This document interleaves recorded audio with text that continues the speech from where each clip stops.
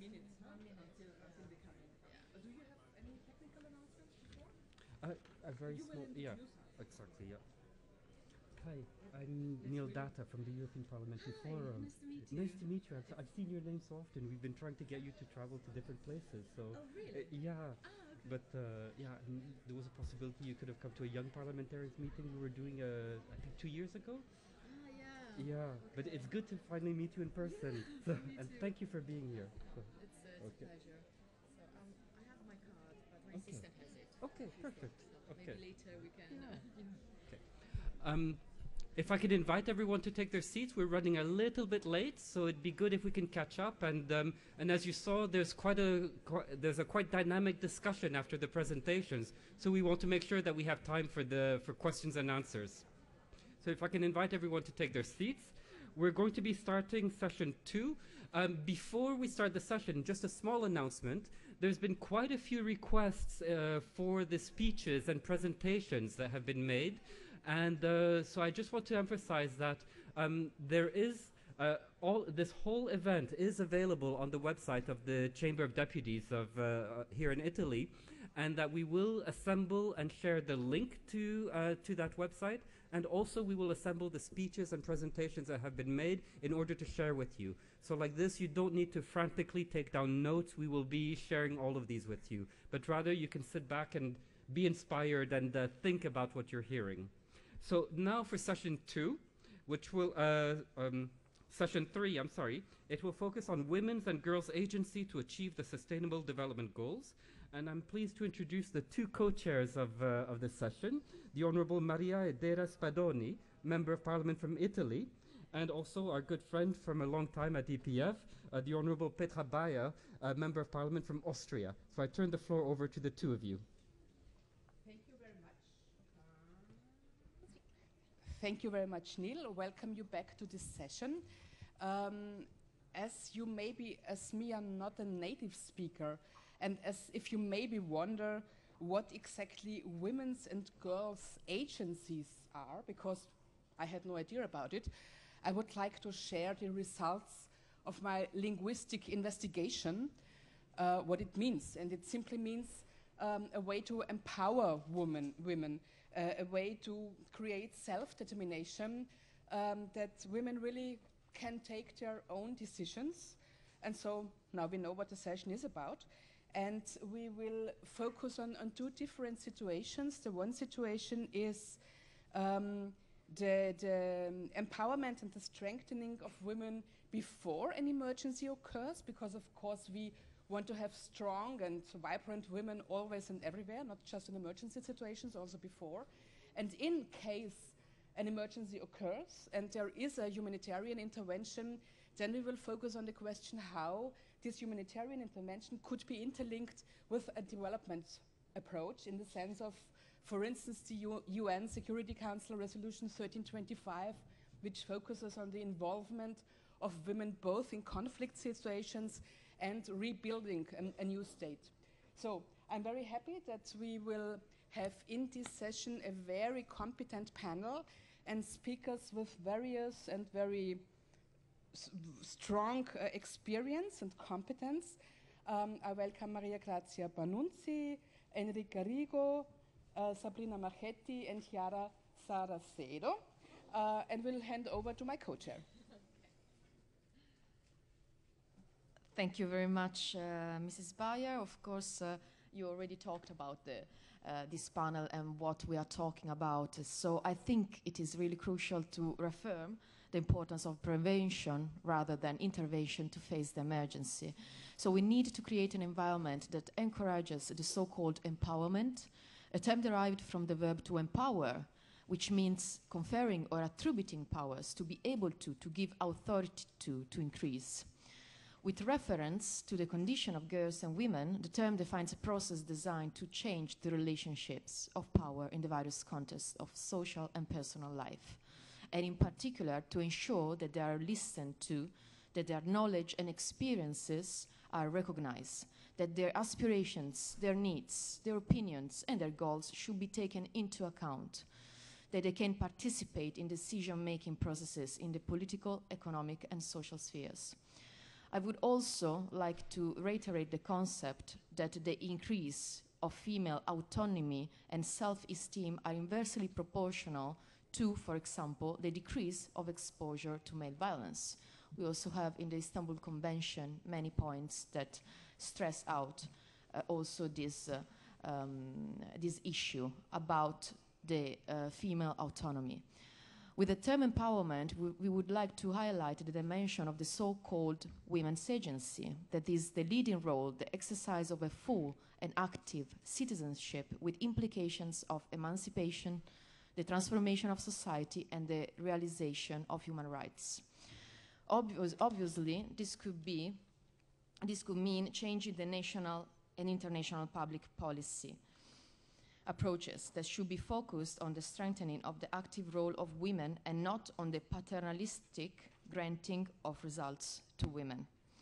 Women should have the freedom to lead a lifestyle that they want to be or do, and women should be in position to choose with the fullness of ability to be the person they want to be, to do what they want to do.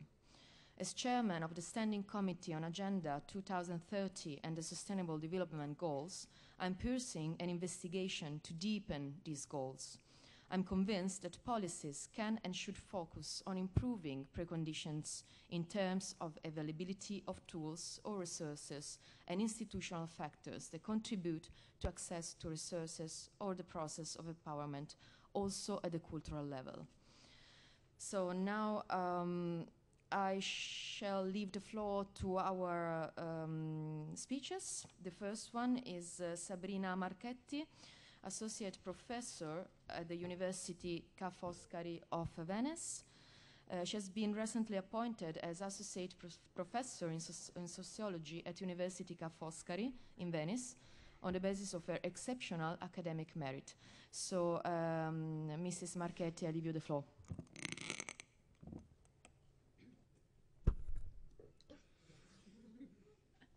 Thank you. Let me first of all thank IDOS, the EPF, and the Italian parliamentary group of the APPG for this very welcome invitation to give a short talk on my own perspective on the issues debated today and yesterday. When thinking what my contribution could be, I thought my role could be really to go back to the assumptions that frame the questions of today and yesterday by asking, but what does it mean to talk about gender in relation to migration? And therefore, only therefore, to ask how migration relates to women's agency and empowerment. When thinking about the meaning of gender for migration, people who already know what migration is sometimes are puzzled by the way they should put together these migration with an equally vast realm of concepts and facts that relate to what is gender. How the two things do go together. In my view, what we should do is to take a transformative approach to the relationship between these two, illustrating the ways in which taking a gender perspective changes the way we think and the way we understand the link between migration and globalization and development. It also means to look at the ways in which the agency of women and girls is affected by global migrations and ask oneself what is the space of transformation of power positions and inequality that we find therein. The overlap between the questions of gender, migration, globalization gives rise to a complex discussion whose key terms have many different definitions and where facts are interpreted in often conflicting ways. My suggestion is to approach this complexity today by distinguishing between the quantitative and qualitative dimension of gender, globalization, and migration.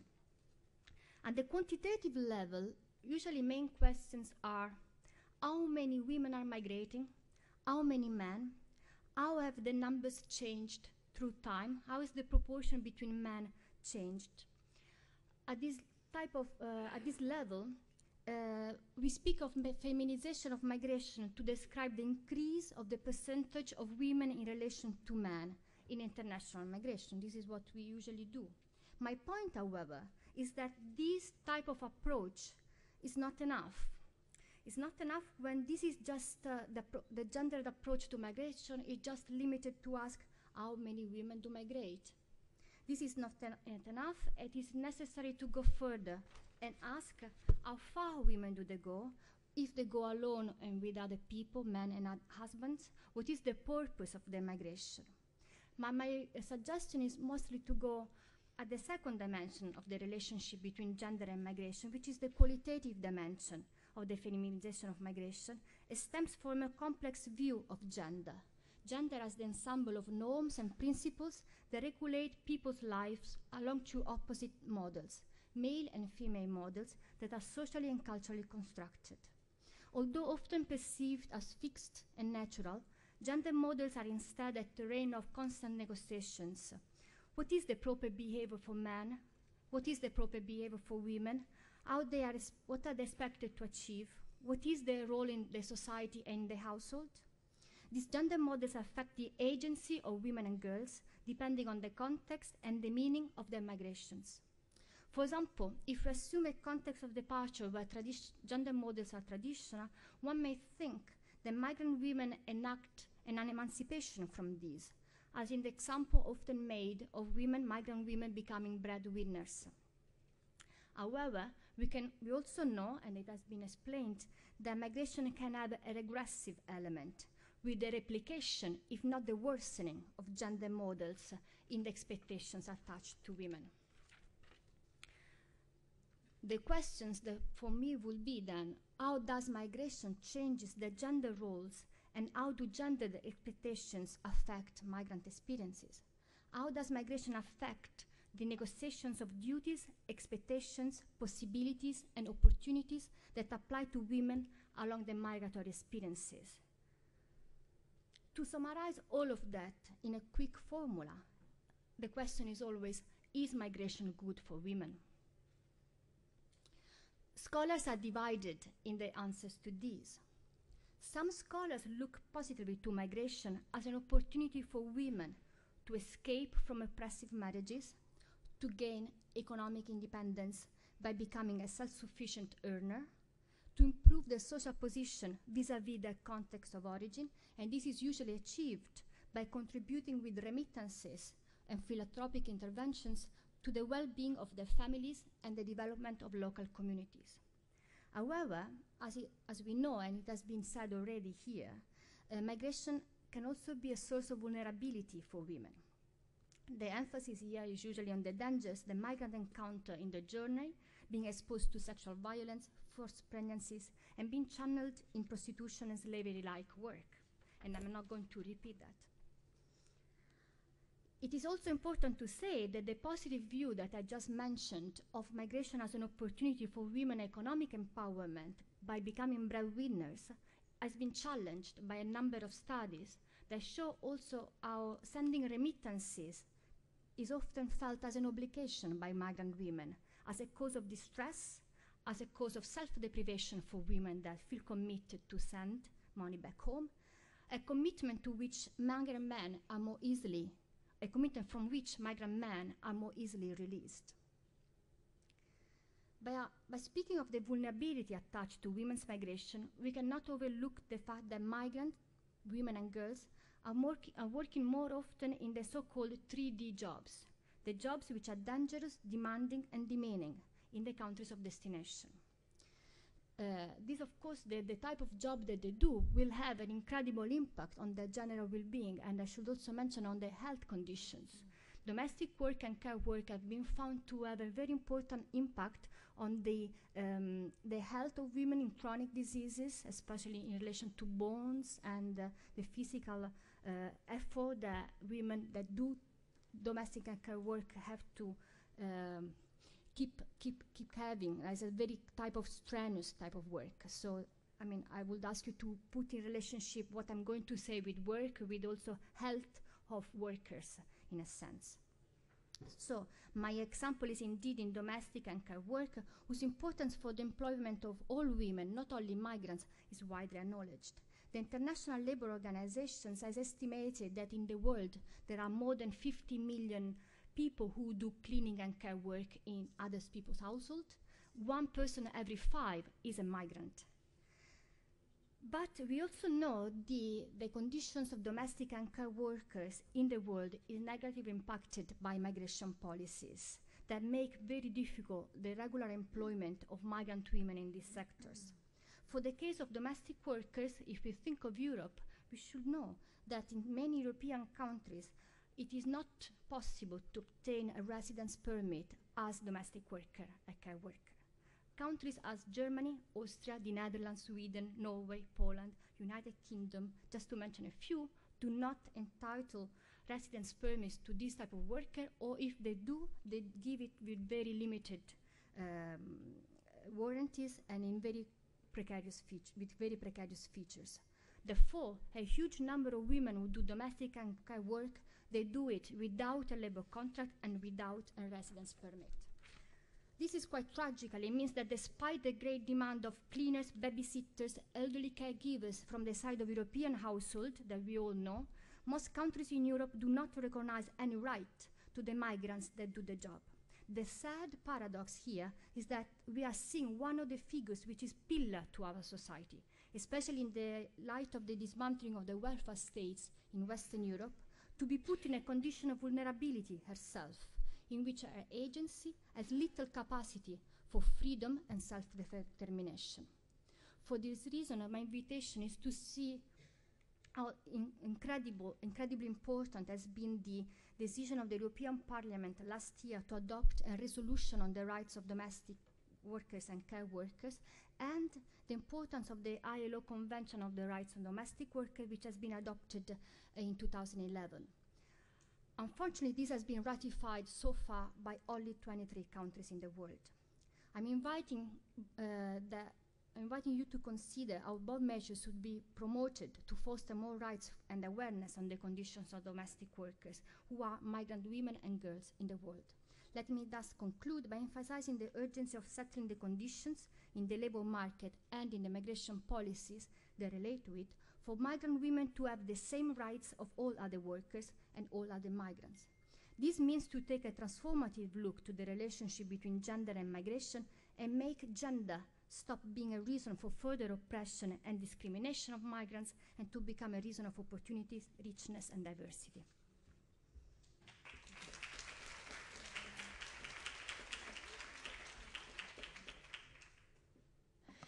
Okay, thank you very much, Mrs. Marchetti. I agree with you. One of the questions should be why women migrate. And there are some issues like the forced marriage, for example, which is really crucial in order to make a better life for women. I should think that we should also talk with those states that still don't have a law about forced marriage to stress out the importance of approving a law in order to not to be able to have forced marriage or marriage with young girls anymore. That should be crucial. I agree with you. So the next speaker is Maria Grazia Panunzi, President of IDOS. Maria Grazia Panunzi is the President of the non-governmental organization Italian Association for Women and in Development, IDOS. She is a member of the board of the Italian Network on AIDS, Rights and Health, and the coordination of the Italian Coalition Against Poverty. So, Maria Grazia Panunzi, you have the floor. Thank you.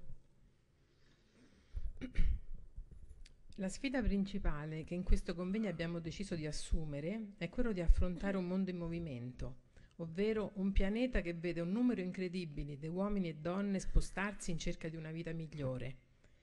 Le categorie di definizione in cui vengono inserite i migranti e le migranti sono molteplici, poiché lo stesso fenomeno è complesso. Si può fuggire da guerre e conflitti, si può fuggire da un posto che non lascia speranze di lavoro, si può migrare all'interno di uno stesso paese. Resta il fatto che muoversi in cerca di una vita diversa non presenta le medesime difficoltà per donne e uomini, così come non lo è lo stesso per adulti e minori. Eppure, quando si affronta la questione migratoria, si trascura ancora troppo il tema strettamente connesso alla violenza che riguarda in primis donne e ragazze. Andare un po' più piano, sì. Forse i traduttori stanno... Sì, mi sento tranquilla a parlare adesso. No, non ti preoccupare, lentamente. Secondo i dati UNFPA del 2015 relativi al fenomeno migratorio, sono oltre 100 milioni le persone nel mondo che hanno bisogno di assistenza umanitaria. Di questi, circa 26 milioni sono donne e ragazze che, migrando, qualsiasi sia la causa, vivono una condizione di vulnerabilità nella vulnerabilità, poiché sono maggiormente soggette alla violenza, soprattutto durante il tragitto migratorio, per non parlare delle difficoltà legate ad un carente approccio di genere nei paesi di accoglienza. La quarta conferenza delle Nazioni Unite sulle donne di Pechino nel 1995 ha segnato una svolta nello svelamento delle relazioni di potere insite nelle relazioni tra generi e la violenza. Questa è finalmente uscita allo scoperto come una delle forme più acute di disuguaglianza che attraversa le società, le culture e le diverse classi sociali. A Pechino non solo gli argomenti affrontati, ma le stesse donne presenti hanno portato in campo la soggettività delle donne e la loro capacità di azione. Su quel solco continuiamo a muoverci raccogliendo la sfida di un mondo che è cambiato velocemente e che ha visto amplificarsi una serie di fenomeni, al punto che lo spostamento è oggi la cifra attraverso cui leggere il tempo in cui siamo immerse. Il displacement delle persone, e in particolare delle donne, volontario o per necessità, porta delle modifiche nelle relazioni di genere e quindi anche in relazione al fenomeno della violenza sulle donne, che ha visto in questi anni una recrudescenza. Assistiamo infatti a nuove e antiche forme di violenza, quali guerre, conflitti interni, costruzione di muri, morti in mare, nuove schiavitù, mercificazione di corpi, insomma una negazione sempre più evidente dei diritti umani. Purtroppo sono spesso le donne e le ragazze a vivere in modo più acuto e grave la negazione dei diritti fondamentali, in un nuovo disvelamento delle dinamiche di potere in relazione al genere di appartenenza. Le donne però non sono state né sono sempre solo vittime, sono coloro che hanno sempre denunciato per prime le forme di sopraffazione che vivono, rivendicando soggettività e agency, ovvero capacità di azione, di scelta e di libertà. Se un discorso sulla violenza deve prevedere la tutela delle cosiddette vittime, altrettanto importante è che preveda forme di prevenzione, in un'ottica che esca da un approccio emergenziale, assumendo la violenza come fattore strutturale che nel contesto migratorio vede un inasprimento inaccettabile. In un'ottica di prevenzione, quindi, ma anche di fuoriuscita, non si può più pensare di fare a meno delle donne che non solo siano vittime, ma anche sopravvissute e sempre e comunque soggetti autonomi, in grado di decidere e prendere parte ad una risoluzione strategica del fenomeno. La parola alle donne non può essere negata o silenziata parlando a nome di una figura ideale di vittima. Dobbiamo invece iniziare un dialogo interculturale che costruisca ponti tra donne di culture e provenienza differente per affrontare la violenza sulle donne in tutte le sue molteplici forme. Le donne diventano così agenti di resistenza prima e di cambiamento poi, mettendo al centro i propri corpi e le proprie vite, lavorando direttamente sulla violenza sessuale, le mutilazioni genitali femminili, i matrimoni forzati e o precoci, la violenza domestica. Le donne diventano attrici sociali consapevoli di scelte e strategie all'interno dei progetti e programmi di cooperazione. Precondizione, soprattutto in tema di violenza, è la costruzione di dialogo, nuovi linguaggi condivisi che sfuggano gli stereotipi sia delle culture di appartenenza che di quelle di approdo e che non rinchiudano dunque le donne nel ruolo di vittime o donne migranti con un'imposizione di identità vaga e non scelta da chi è protagonista della propria vita. L'idea è muoversi dall'assunzione della propria vulnerabilità per andare verso l'agency. Scavalcando la vittimizzazione, agency diventa quindi la capacità di decostruire meccanismi di costruzione della figura della vittima e per fare questo serve un approccio complesso che vede la società civile, i parlamenti e i governi assumere una nuova visione, mettendo le donne al centro e lasciando che prendano parola e agiscano di conseguenza. Grazie.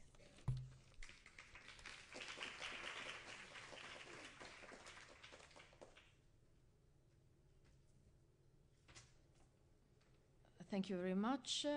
So we pass to the next speaker is Chiara Saraceno. Chiara Saraceno is currently honorary fellow at the Collegio Carlo Alberto of Turin.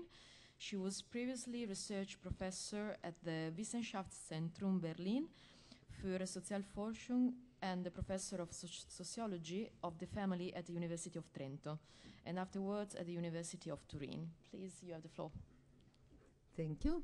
Thank you for inviting me to this very interesting and I hope useful and constructive meeting for the future of all of us. Gender equality and empowering women and girls is, as we all know, one of the Sustainable Development Goals. But what is exactly the link, the nexus between gender equality and sustainable development? Why is it put as one of the goals? I would say that is one of the goals not only because there is no sustainable development, there is no development, let's say. Without gender equality, we cannot think of development if it does not include gender equality, but also because, and I think it is even more important, or as important, because actually sustainable development cannot occur if women are not active, are not perceived and allowed to be active agents of it. And I would say, given the topic of this meeting, that developing countries, but also migration, is an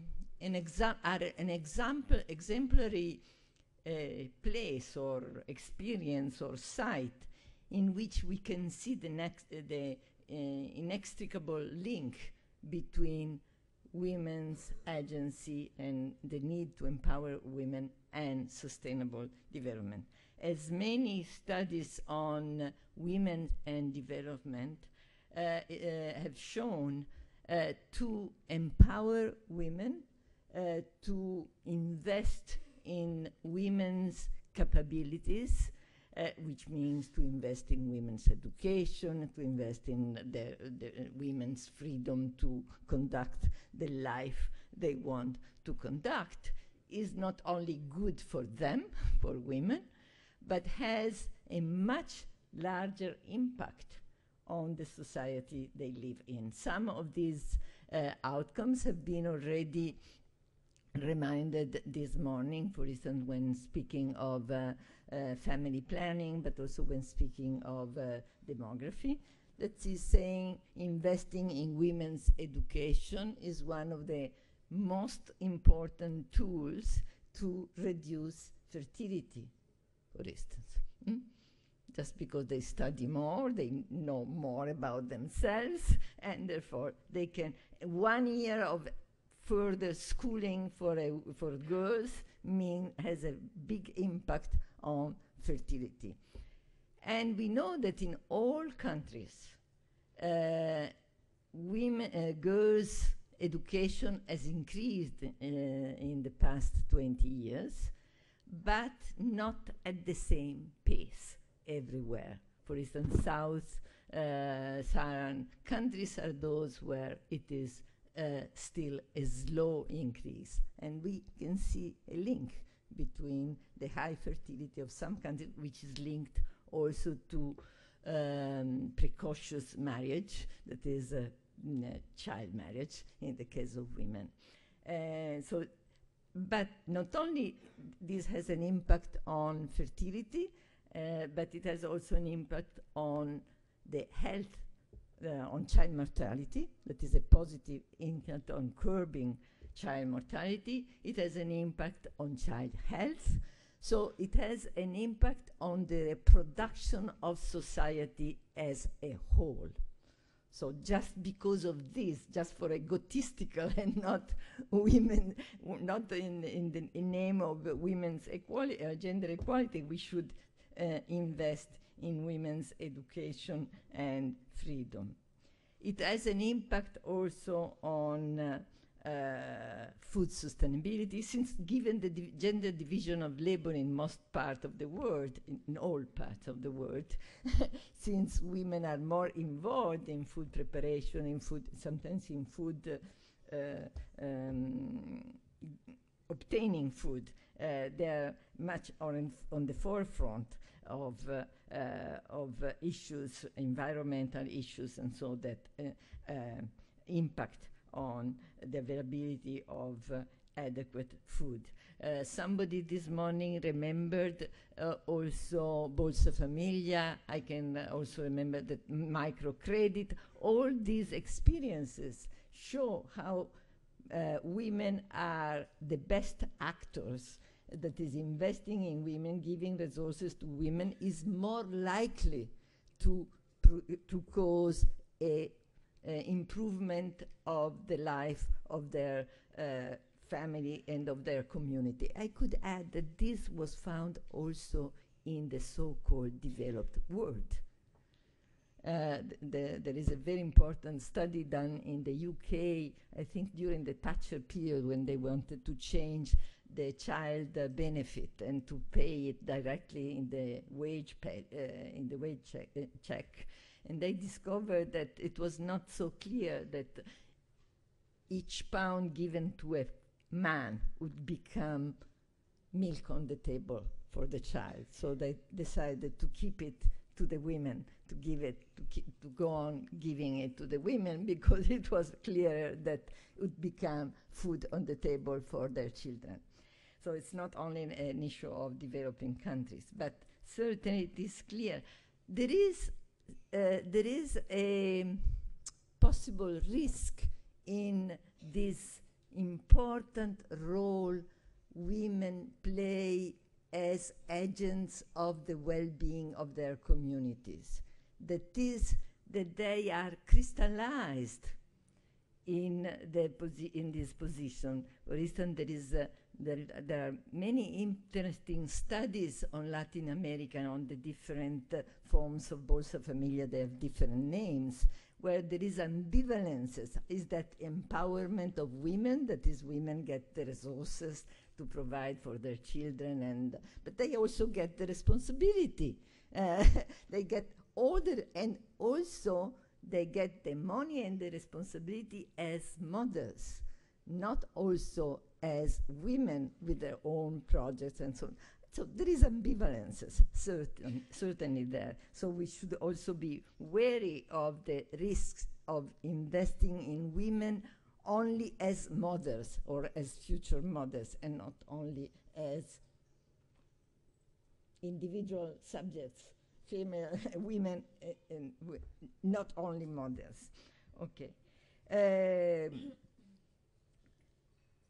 So I will not repeat something which has already been said this morning, but I just want to stress that on the one hand, in order to have sustainable development, it is necessary in each country, but particularly in the developing countries, it is important to focus on women and their capabilities and to invest on women, and also on their point of view, on their needs, on what they do, what are their responsibilities, and at the same time to be aware of the risk of crystallizing them in their own, in that role.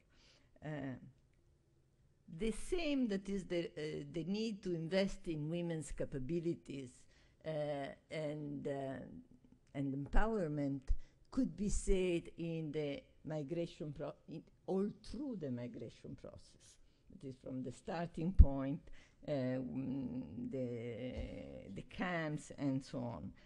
Not only because women risk, or actually are often victims of violence, much more than men. Also men are victims of violence in this process, but of specific gender violence in this process. So, okay, it is very important to see the possible victimization of women, but there is a risk in seeing women only as victims, in this process. So to focus only on the protection, which is crucial, is important, but forgetting about the habilitation, the capacitation, the need to not to forget that women, if they cannot keep on their capabilities, if they cannot strengthen their capability in this process, they are likely to remain victims all the time. So maybe they are strong women when they started with, but then since they have been victimized and then they have been treated mainly only as victims, they end up as not being, not even being able to acknowledge themselves as actors, as agents of their own development. So it's very important. Of course, it's important also for men. I'm not saying that it's not, but since women in the division of labor and in the kind of victimization they are more likely to suffer, are more vulnerable to becoming perceived as dependent, as not able to do. Another word concerning when women arrive or are migrant, let's say, have arrived where they intended to be or where they have been forced to be. It has already been reminded, and sometimes it is said as a positive thing. That is, in many sending countries, women are more likely to find jobs than men. For instance, from the Eastern European countries, at least it was. Because women find a job as women. Whatever is their expertise, whatever is their education, women are perceived, since they are women, to be, they are able to be carer, houseworker, maids, and so on and so forth. Which is, and in Italy, they even are privileged migrants because of this, differently from other countries which were mentioned before. That is, they get access to permit easier because they are solving problems of the Italian families and of the Italian women. But this is a different kind of exploitation and of the meaning of migrant women. That is, they are not acknowledged as individuals with different, differentiated various abilities and capacities. They are just acknowledged as women, that is, generic women, and as such capable of caring, cleaning, and so on and so forth. So this is an exploitment and a victimization, I would say, of women, which is different from what they find in camps or in their own country. Actually, in the case of highly skilled women, is a redoubling of the discrimination they suffer. Often, highly skilled women are find more difficulty a job in their own country, but then when they migrate, they find exactly the same situation. That is, they do not find a job less than men, even less than men, a job adequate at the level of their skills. And this, I think, is something we as women, particularly we as women living in the rich countries, who often can rely on the work of these women to pursue our own project, should think about.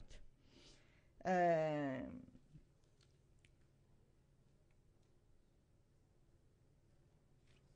is another issue that we should think about as receiving countries, host countries. Host is a strong word. I don't think that we are very much a host sometimes. So a host country. That is, for instance, while we acknowledge that these women help our families to work and to be sustainable, our work, we tend to forget that they have families as well, with them, or sometimes, or part left at home. Actually, in research, we started talking of transnational families only when women started migrating by themselves, which is strange. It's a strange thing because transnational families concern also men. But it's exactly because of the position of women in families that we see transnational families as a problem. That is because there is some missing work, unpaid work, which has been transferred from one country to another. But transnational families are subject to the migration rules of the receiving countries. So many of these women who are supporting the working of our families cannot have a family of their own, cannot maintain their family relationship as we think it is the ideal way of maintaining a family relationship. That is, if an Italian mother abandons her child, that is, does not care, does not interact, and so on, we say that she is a bad mother. But we don't think, or we don't help, or we don't develop ways, and actually we constrain often the relationship between mothers and children at home. I'm not, we could say the same also for fathers, of course, but given the gender models, it is focused. And even in descending countries, often these mothers, although they are breadwinners, although they are supporting their children, although they are helping their children to study much more than they could if their mothers had not migrated, still these mothers are perceived as bad, as ruining their family or as ruining their children. So I think that this is also something we should think about in terms of also support services, not only of changing legislation, but also of support. And it is strange how little support is thought in terms of specific support services for women who have their families abroad and sometimes cannot see them for years and so on, with all the problems when eventually they succeed in reuniting, that we know that it is difficult. So just to conclude, acknowledging women's capability, migrant women's capabilities means to acknowledge that they are not just women capable of doing women's work, that they are not just wives following their husbands, but when even when they follow their husbands, they are not just wives following, or they should not be perceived only as wives following their husbands, but they are agents in their own right, and they should be supported to fulfill or to achieve their own projects and goals. And also they are agent of development in the sending countries. It was already reminded that more women than men send remittances, more women than men, in addition to remittances, send gifts, more women than men maintain relationship with their children at home in the sending countries. So they keep being involved also in the countries they live, and that is also something they do to help their country to develop. So empowering migrant women and girls means therefore to strengthen their capacities and resources so that they can support their families and communities if they want to, or if they have to, but they can also develop their own migration project, which sometimes means to free themselves from their husbands and their families, so that they can develop their own way to integrate with the countries they live in, as well as resources to negotiate their interests and points of view within their families and communities. Thank you.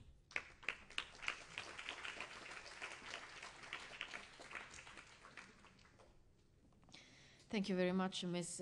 Saraceno. The last speaker we have is Rica Rigo. Rica Rigo is Associate Professor at the University Roma 3 in Philosophy of Law. From 2011, she directs the Clinic of the Rights of Immigration and Citizenship, coordinating different educational and scientific projects financed by institutions and foundations. Between November 2005 and June 2007, she was research consultant for the Kingston University of London in the framework of the European project Euroreg Changing Interests and Identities in European Border Regions. Ms. Rigo, you have the floor. Grazie, anch'io ci tengo a ringraziare Aidos e tutte le partecipanti e i partecipanti a questo importante evento.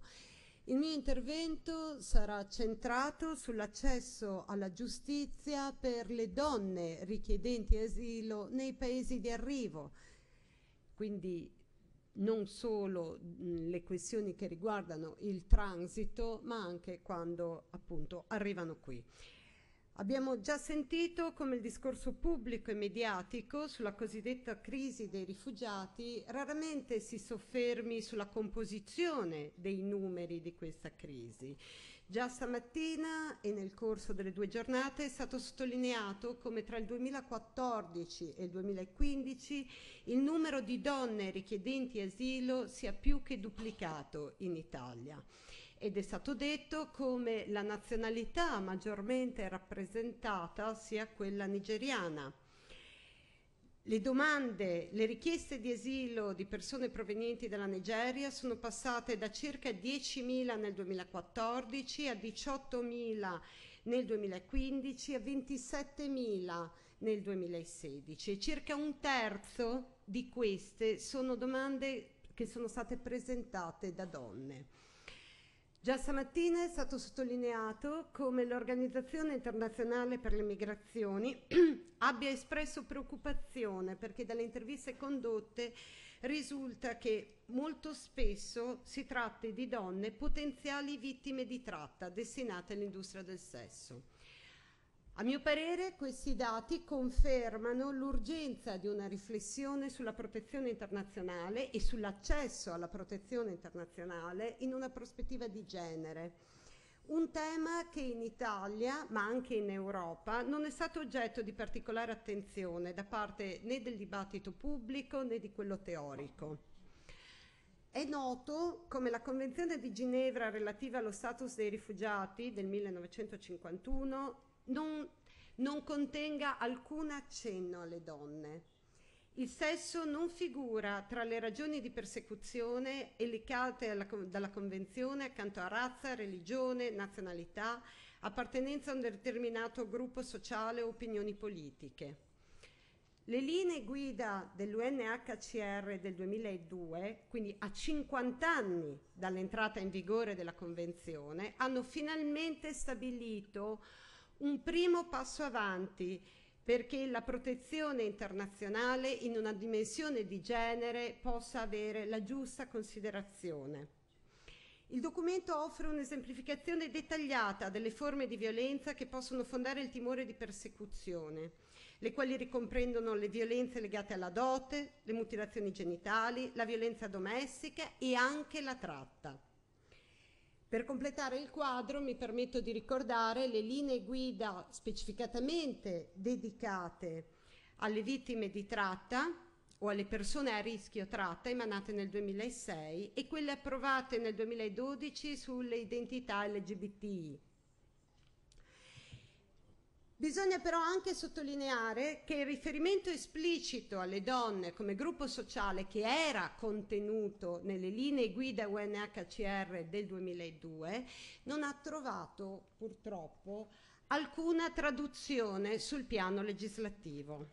Neppure nella direttiva qualifiche del 2011 la direttiva 95, che pure ha modificato quella precedentemente in vigore, richiamando la necessità di tenere in debito conto le considerazioni di genere, compresa l'identità di genere, ai fini dell'appartenenza a un determinato gruppo sociale, ma le donne non vengono più esplicitamente menzionate neppure nella direttiva. Un'analoga scelta ha guidato le modifiche introdotte in Italia nel 2014.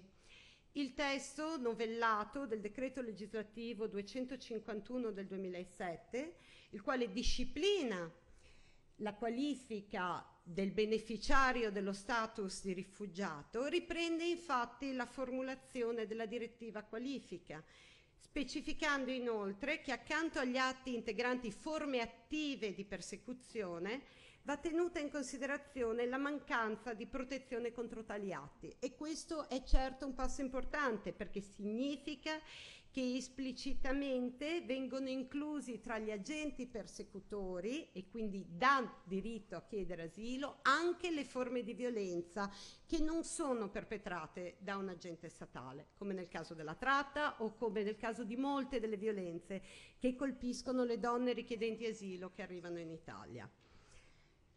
Quindi è indubbio che ci troviamo di fronte a un quadro legislativo sulla protezione internazionale che non può dirsi cieco al genere e che offre anzi una base normativa avanzata perché le domande di asilo fondate su atti connotati in una dimensione di genere, atti di violenza, possano prendere e siano oggetti di adeguata considerazione. Non di meno è necessario registrare che la casistica riguardante tali violenze pochissime volte raggiunge i gradi più alti di giudizio, e questo non certo perché le questioni vengano risolte alla base, ma perché c'è un evidente problema di accesso alla giustizia per le donne richiedenti asilo. E mi preme anche sottolineare la difficoltà ad accedere a dati certi, non solo in Italia, ma in quasi tutti i paesi europei. Le osservazioni che farò ora si basano su una casistica, una ricerca casistica relativa a 56 donne nigeriane che sono state ascoltate dalle commissioni territoriali, quindi hanno chiesto asilo in Italia, tra il 2015 e il 2016, quindi nel pieno della cosiddetta crisi dei rifugiati. Dei 44 casi decisi fino ad oggi, solo 7, ripeto, solo 7 hanno avuto come esito il riconoscimento di una forma di protezione in prima istanza, e nella totalità dei casi si è trattato della protezione umanitaria, uno status che è regolamentato a livello nazionale e che concede una forma alquanto limitata di protezione. 33 dei provvedimenti di diniego delle commissioni territoriali sono stati impugnati di fronte al Tribunale, e tra quelli fino ad oggi decisi, ben 16 sono stati accolti e solo 2 rigettati nel merito, mentre in 2 casi per il Tribunale non è stato possibile decidere in quanto le donne erano state rimpatriate mentre la loro domanda d'asilo era ancora in corso di valutazione. La provenienza delle donne dalla regione di Benin City, la loro giovane età, la bassa scolarizzazione, la condizione sociale di povertà ne rende il profilo di questa casistica di cui sto parlando, sostanzialmente compatibile con quello che numerosi rapporti e organizzazioni internazionali individuano come caratteristico delle potenziali vittime di tratta. Eppure l'accesso alla protezione internazionale per queste donne si presenta irto di ostacoli.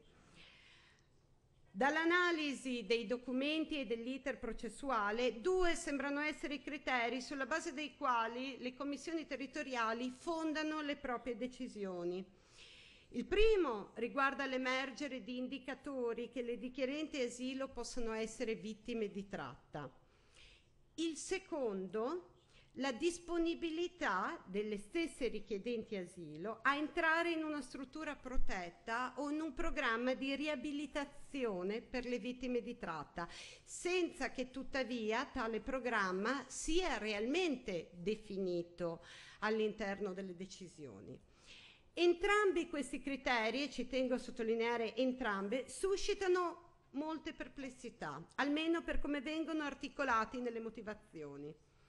Per quanto riguarda gli indicatori della tratta, essi sono rinvenuti nelle decisioni delle commissioni territoriali nella stessa carenza di riferimenti circostanziati e nella inverosimiglianza dei fatti riferiti, sulla base dei quali viene contestata la credibilità delle richiedenti asilo ai fini della concessione dello status di rifugiato.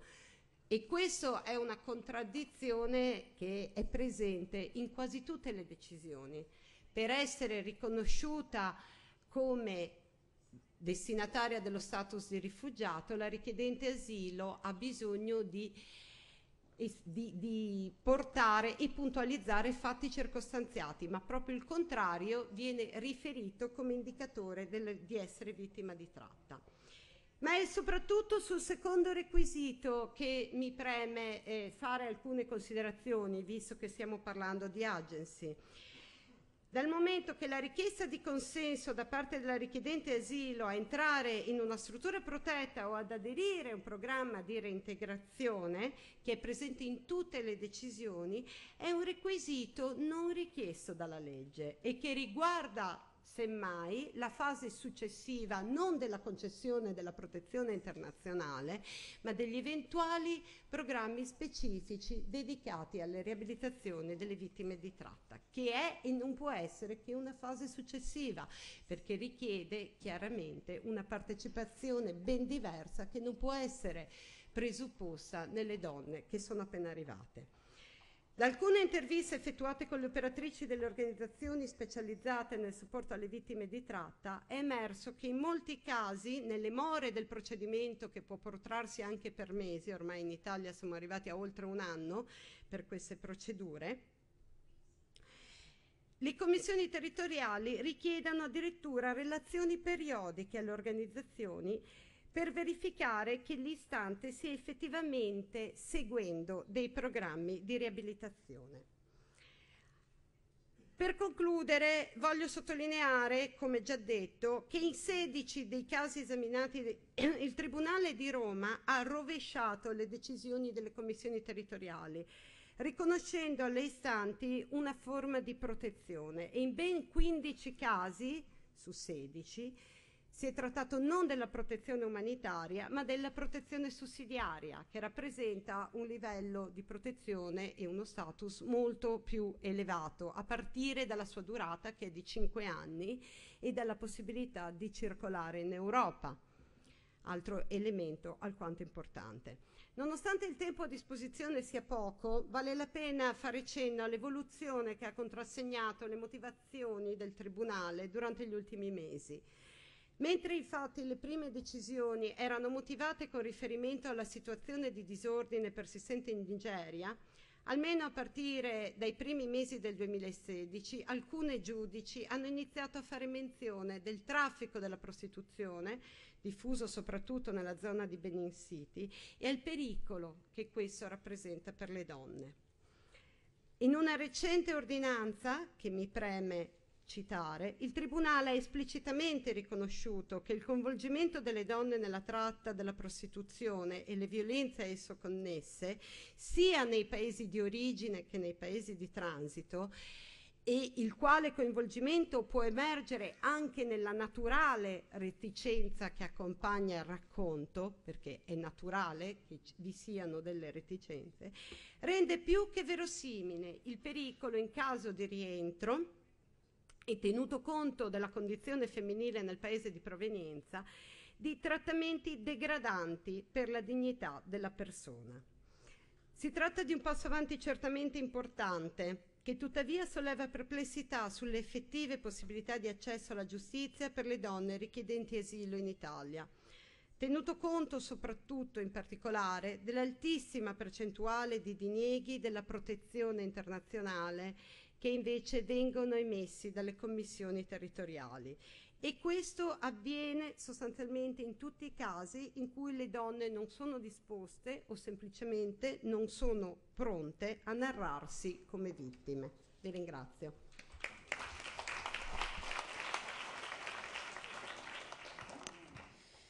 Grazie, dottoressa Rigo. Now we can start the session of the open discussion.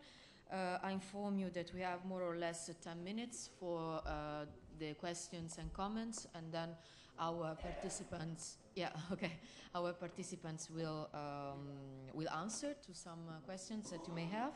I also inform you that the deputy Oznur Çalik will, the Turkish deputy Oznur Çalik will present a statement which will be read, so maybe the translation will take some time. So I shall open the session of open discussion. Yeah, please. You have the microphone over there, so you can switch on with the speak button. Yeah. Merci.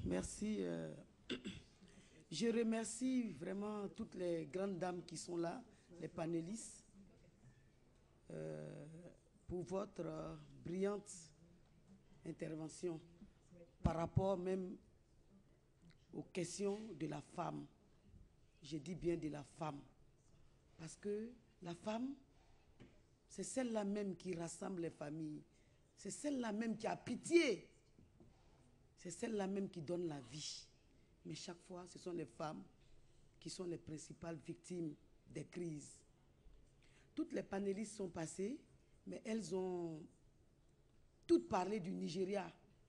Je reviens encore du Nigeria. Le Nigeria est un grand pays de l'Afrique de l'Ouest, un pays émergent.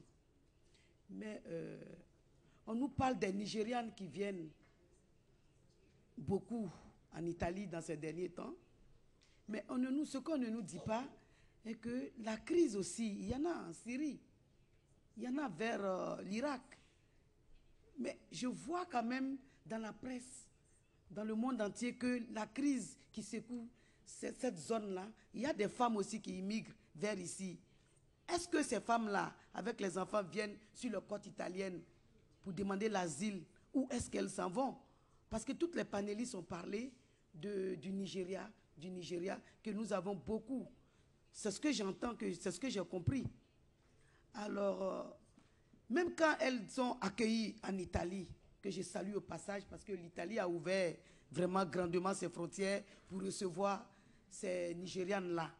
Mais même quand elles sont accueillies en Italie, est-ce qu'on leur donne rapidement la carte de séjour ou bien comment vous appelez ici, le permis de travail rapidement? À ma connaissance, dans mes recherches, j'ai vu qu'elles peuvent mettre 2 ans, 3 ans avant d'avoir un permis de travail. Pendant ce temps, qu'est-ce que la femme qui est venue en asile, qu'est-ce qu'elle fait? Elle est souvent obligée de s'adonner à la prostitution parce qu'elle ne sait pas où dormir, parce qu'elle n'est pas prise en compte. Alors que nous, nos pays, quand même, sont à part entière membres de l'ONU, à ma connaissance. Donc, je me demande comment les choses vont ici. Qu'est-ce que les ONG, les associations font pour que ces pauvres dames qui viennent parce qu'elles ont des problèmes dans leur pays, elles sont passées par des bateaux de fortune pour arriver sur la côte italienne, comment les autres femmes perçoivent leur venue sur les terres italiennes ou bien les côtes européennes, comment ça se fait? C'est la question que je pose aux panélistes. Et puis, moi, dans notre cas, en Côte d'Ivoire aujourd'hui, on nous a parlé de travail forcé, enfin, du mariage précoce, et puis du mariage forcé. Chez nous, aujourd'hui, depuis 5 ans, en Afrique de l'Ouest, nous avons voté des lois pour ne plus que cela se fasse. Et ça a donné. Les gouvernants aujourd'hui se penchent sur ces questions-là, et le mariage forcé aujourd'hui est puni par nos lois là-bas, en Afrique de l'Ouest. Et nous, en Afrique de l'Ouest, c'est-à-dire en Côte d'Ivoire, on a mis des fonds qu'on appelle fonds FAFSI pour aider les femmes. 30 000 francs, voire 50 € ou 100 €, voire même 1 000 € pour les femmes. Cet argent est donné aux femmes pour mener leurs activités de génératrices de revenus, pour subvenir à leurs besoins, pour prendre les familles en compte. Et je pense que ça donne, et chaque année, le président Alassane Ouattara, le président de mon pays, la Côte d'Ivoire, donne des millions aux femmes de Côte d'Ivoire pour aider, pour les prises en charge des familles, pour aider les enfants aussi à aller à l'école, pour se prendre en charge. Et en ce qui concerne l'égalité et la parité, je souhaite ici que les femmes se mettent, les femmes parlementaires qui sont avec moi, et puis les ONG se mettent avec nous pour qu'on puisse d'une seule voix dénoncer le fait qu'on ne donne pas le permis de travail aussitôt aux femmes. Parce qu'il faut faire confiance aux femmes. Je ne connais pas pour les hommes, je défends les femmes. Mais il faut faire confiance à la femme. Une femme ne peut pas prendre son enfant, sa petite famille, traverser la mer pour venir sur les côtes italiennes, pour venir se chercher. Non, elles viennent se mettre à l'abri. Il faut que vous nous aidiez. Il faut aider ces femmes-là. Il faut aussi demander au G7 d'aller faire des réunions avec nous en Afrique. Nous les attendons. Et nous voulons aussi nous exprimer à leur tribune. Je vous remercie. Thank you very much. Now we have the deputy, Mrs. Çalik. You have the floor. Değerli parlamenterler, ben de sizleri Türkiye Büyük Millet Meclisi Nüfus Kalkınma Grubu adına saygıyla selamlıyorum ve selamlayarak sözlerime başlamak istiyorum. Uluslararası Parlamenterler Konferansı'nı organize eden ve Roma'da bizleri ağırlayan tüm yetkililere şahsım ve ülkem adına, Türkiye adına şükranlarımı sunuyorum. Değerli parlamenterler, bu toplantının gündemi arasında göç, kadın hakları ve sürdürülebilir kalkınma hedefleri bulunuyor. Unutmayalım ki küresel bir köye dönen günümüz dünyasında kalkınma hedefleri doğrultusunda göçmenlerin topluma entegrasyonu ve kadınlarımızın haklarının geliştirilmesi büyük önem arz etmektedir. Bu bağlamda 2030 sürdürülebilir kalkınma hedeflerini tüm ulusların dikkate alması gerekmektedir. Bu konuda da biz parlamenterlerin sorumluluğu çok açıktır. Göç, günümüz dünyasında gözümüzü kapatamayacağımız bir gerçektir. Savaşlar, iç karışıklıklar, zalim ve yönetimlerin baskıları sonucunda milyonlar vatanlarını terk ediyor. Temel insan haklarına ulaşmak ve insanca bir yaşam için yollara düşüyorlar. Savaşlardan en çok etkilenen grup kadınlar ve çocuklardır.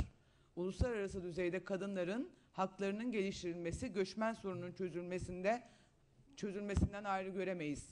Türkiye kadın hakları konusunda oldukça hızlı bir ilerleyiş gerçekleştirdi. Eğitimde, sağlıkta, her alanda kadınlarımız lehine çok önemli düzenlemeler yaparken, aynı zamanda bölgemizdeki savaşlar yüzünden göç eden mazlum Suriyeli kadın ve çocuklara sahip çıkarak kapılarını sonuna kadar açmıştır. Türkiye olarak dünyanın neresinde bir dram yaşanıyorsa mazlumların yanında olmaya, onların acılarına ortak olmaya, imkanımız el verdiğince onlara destek olmaya çalışıyoruz. Hatta bu konuda imkanlarımızın üzerine çıktığımıza da tüm dünya şahittir. Türkiye dış yardımlar konusunda gayri safi milli hasılasına göre dünya birincisidir. Ülkemiz 3,5 milyona yakın Suriyeli misafirimiz için 25 milyar dolar harcayarak dünyaya örnek olmuştur. Göç konusunda böylesi başarılı bir politika yürüten ülkenin parlamenteri olarak mülteci sorununda herkesin çözüm odaklı harekete geçmesini bekliyoruz. Bugün tüm dünya Orta Doğu'daki, Suriye'deki, Afrika'daki insanlar için mücadele etmez ise verilen taahhütler sözde kalır. Bu durumda hiçbir şekilde insani bir yanı yoktur. Her doğan bebeği yaşatmak, her kadın ve kızımızı güçlendirmek, herkesin evrensel sağlık hizmeti alması, hiçbir göçmenin cansız bedeninin Akdeniz sahillerine vurmaması hedeflerimiz olmalıdır. Saygıdeğer parlamenterler, bizler Türkiye'de 15 Temmuz 2016 tarihinde dünya tarihine geçecek ibretlik bir olay yaşadık. Uzun yıllar titizlikle devleti ele geçirmek için çalışmış bir silahlı terör örgütünün Türk demokrasisine karşı gerçekleştirdiği kanlı darbe teşebbüsüyle karşı karşıya kaldık. Meclisimiz, Cumhurbaşkanımız savaş uçaklarıyla bombalandı. Siviller tanklarla ezildi. Helikopterlerce tarandık. Liderimiz, Cumhurbaşkanımız Recep Tayyip Erdoğan suikast teşebbüsüyle karşı karşıya kaldı. O gece darbeci teröristler 249 vatandaşımızı şehit etti, 2700 kişi yaralandı.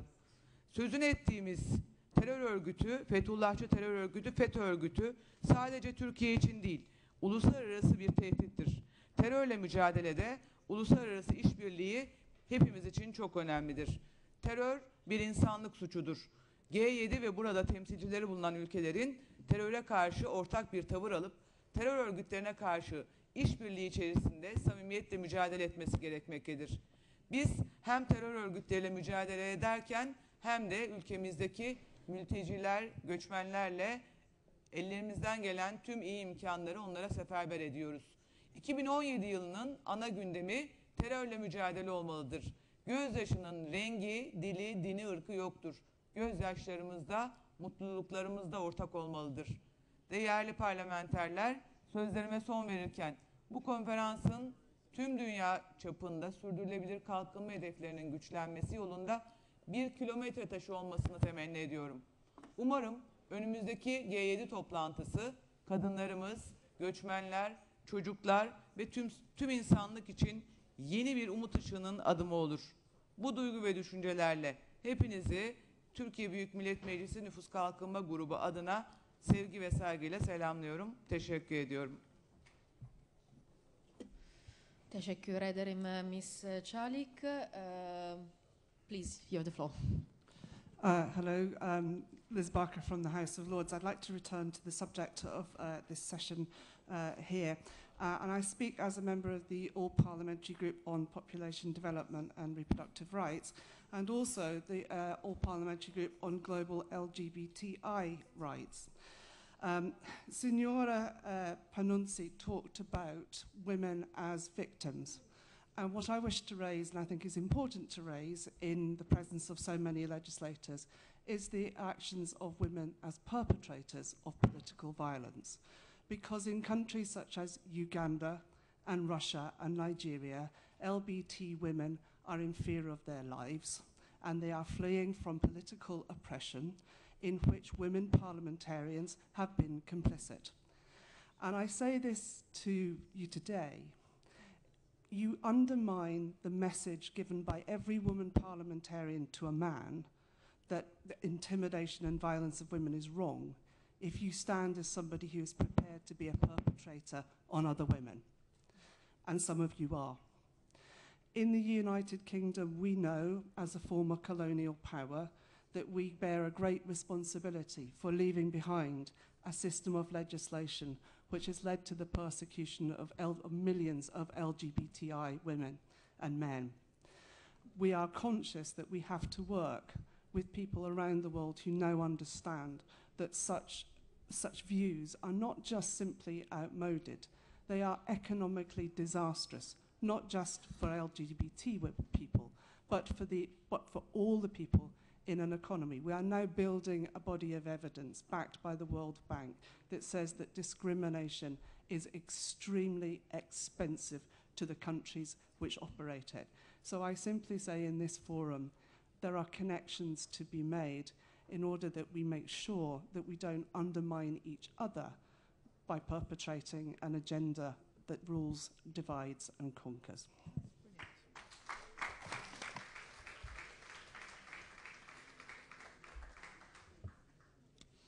Thank you very much. Please. Thank you, Madam Chair.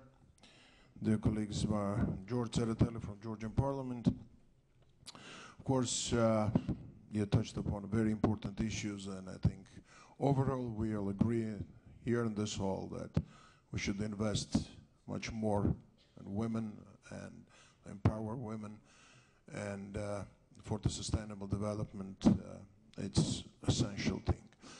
I would like to elaborate a little bit on the specific issue which has been raising right here by a few speakers. It's on domestic workers' rights. I think it's not only African countries, but quite a few European countries, Eastern European and Southeastern European countries are not a very good examples of that, with its very severe consequences for the families. And Georgia is not an exclusion. During my campaign, the last campaign a few months ago, they're conducting door-to-door in one of the biggest cities of Georgia and the second biggest city. I really found out that almost the second family, they lived without their mother or grandmother or daughter who left because of economic hardships or different reasons, and just one purpose, to maintain their families. And of course, it's a very painful process. And those are millions of women who are now at this moment working in Europe. And of course, they are very much thankful for that, the families who hosted them. But their conditions are severe in most cases. Living without dignity sometimes, without any legal documents, without rights, living in fear, under big stress, and focused on to collect maybe several €100 to send back to their homes. And in their countries of origin, their families are really destroyed because of this phenomenon. We know that it's really affecting relationships between partners and mothers and husbands and wives and unintended children and so on and so forth. I think that it's very adequate we are stressing this issue and the issue becoming very sensitive because we'd like to really create the future European society as an inclusive society. I think we should also take care of these people and think about their rights. So the three pillars that this morning one of the speakers mentioned today, the prevention, protection, and promotion, I think it should work also in this case, and Europe and European leaders should think about that. So I think that our final document should also better reflect this phenomenon and this issue. Thank you very much. Thank you very much. Are there any other people who would like to add questions or comments? We have 5 minutes. Just to inform you, we kindly ask you to be brief, please. Thank you very much. I'm Shas Sheehan, a Liberal Democrat from the House of Lords in the UK. The issue of women is something that I don't think women can solve on their own. We have to have the other 50% of the world's population with us, and that's men. We know that sometimes it is women themselves who perpetuate their own situation, and in fact they support it. So we do need men on our side. Some of you may be aware that in the UK recently we had a very high-profile case where the media were attacking a particular programme in Ethiopia, the Girls Effect, the girl band Yenya. And in the end, DFID did succumb to media pressure and withdrew funding, which was a real shame. However, there was one silver lining in that it drew attention to the program, the cultural media awareness that these young girls were bringing to the boys within the society in Ethiopia. And there's lots of evidence to show that they were shifting attitudes that had been entrenched for generation. And I hope, I'd like to get the panel's view on the importance of making sure that that message gets through to young boys at an impressionable age, so that we can have them on board to help change these very deeply entrenched intergenerational attitudes.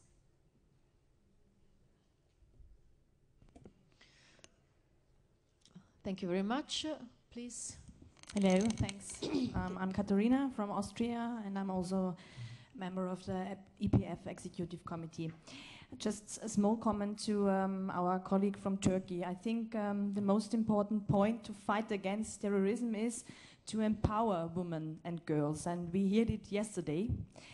But I would like to bring a new point of view to that discussion, because I understood it maybe in a wrong way, the panel before, because I thought it's about a new women movement. I think we need a new women movement to become stronger, and I think it's very important that we act, we as parliamentarians act as role models. Yeah, we have to go we give them more power. We have to go on the streets. I think it's now time, because we are confronted with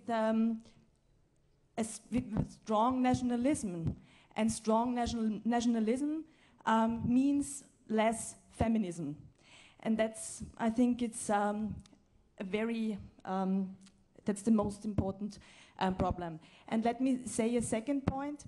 I think we should involve female refugees, female migrants. We should give them a floor in those conferences. And I really missed that. And I think maybe for the next time, it would be good to just not talk about those people. We have to talk with them. Thank you.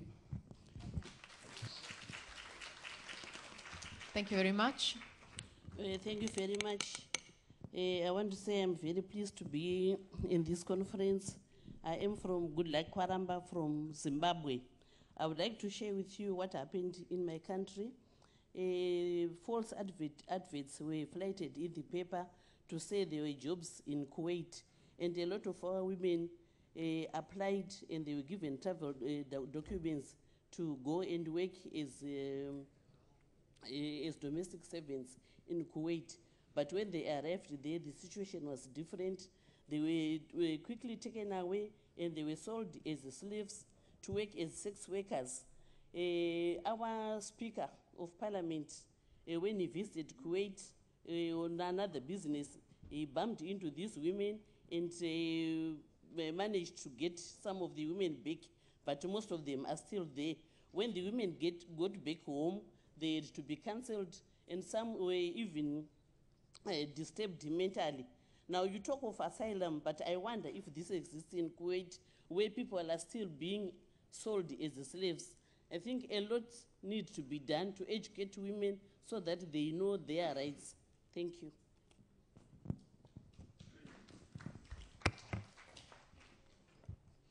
Thank you very much. The Philippines is one of the biggest exporters of labor. We have about 10 million people working outside the country, and many of these are domestic helpers, even here in Italy. We have so many sad stories about that, but we also have good stories about that. And I hope that since there are about 60 million or 65 million domestic helpers all over the world, I hope that the women parliamentarians and even the supporters, all the parliamentarians that are here, can help in the protection of their rights. Like the one mentioned, the ILO convention. It sets a standard of wages, the number of hours.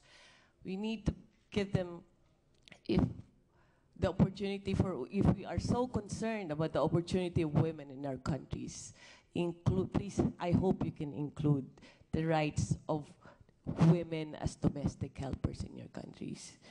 And I also would like to ask that you give them the opportunity to excel in your country, because most of the women from the Philippines that work as domestic helpers in some countries are actually teachers, nurses. They are very qualified people. Unfortunately, there are countries where some domestic helpers become more successful, get better jobs, have more opportunities. Unfortunately, there are still countries that they stay as domestic helpers for 10, 20, 30 years. It is because I am not asking for better opportunities, but give them some opportunity. And lastly, I was quite bothered yesterday by the statements like, oh, we need to help these women because they help us do our work. They help us manage our house, raise our children, so that's why we need to help them. I think we need to help them because they are women. It is our role as women parliamentarians to help other women as well, whether they're domestic helpers or not. And I hope you can help in educating your people that if such statement it scares me a little bit, because it gives me it implies for me a mindset of how you look at domestic helpers and immigrants. And I hope it is not born out of discrimination or prejudice, but we need to give them equal opportunities, and that we can help that by educating our people that these are also women who have rights and come from families, and they have to be also, as mentioned earlier, they have to be good mothers also and not bad mothers. So thank you very much. Thank you very much. So now I leave the floor to our speakers. You have 5 minutes in total if you want just to answer and to make comments.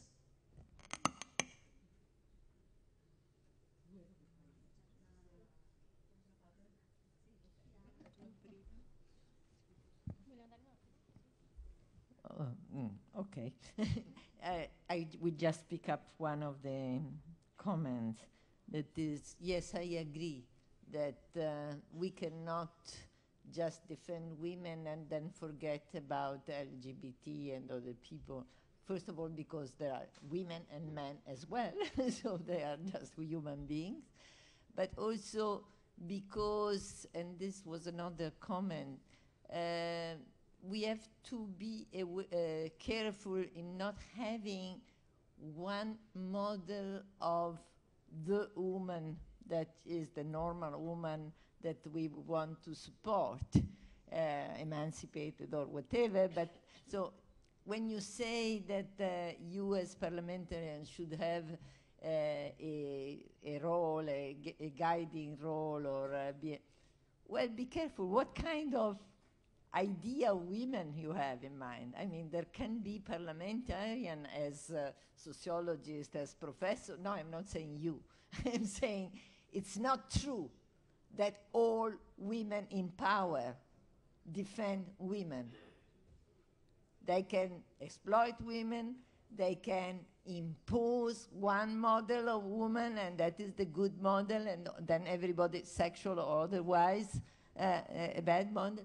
So careful. I think that one of the roles of women in parliament and women in power is to allow all women to define what is to be for them to be a woman, not to be set in one slot only. That's it.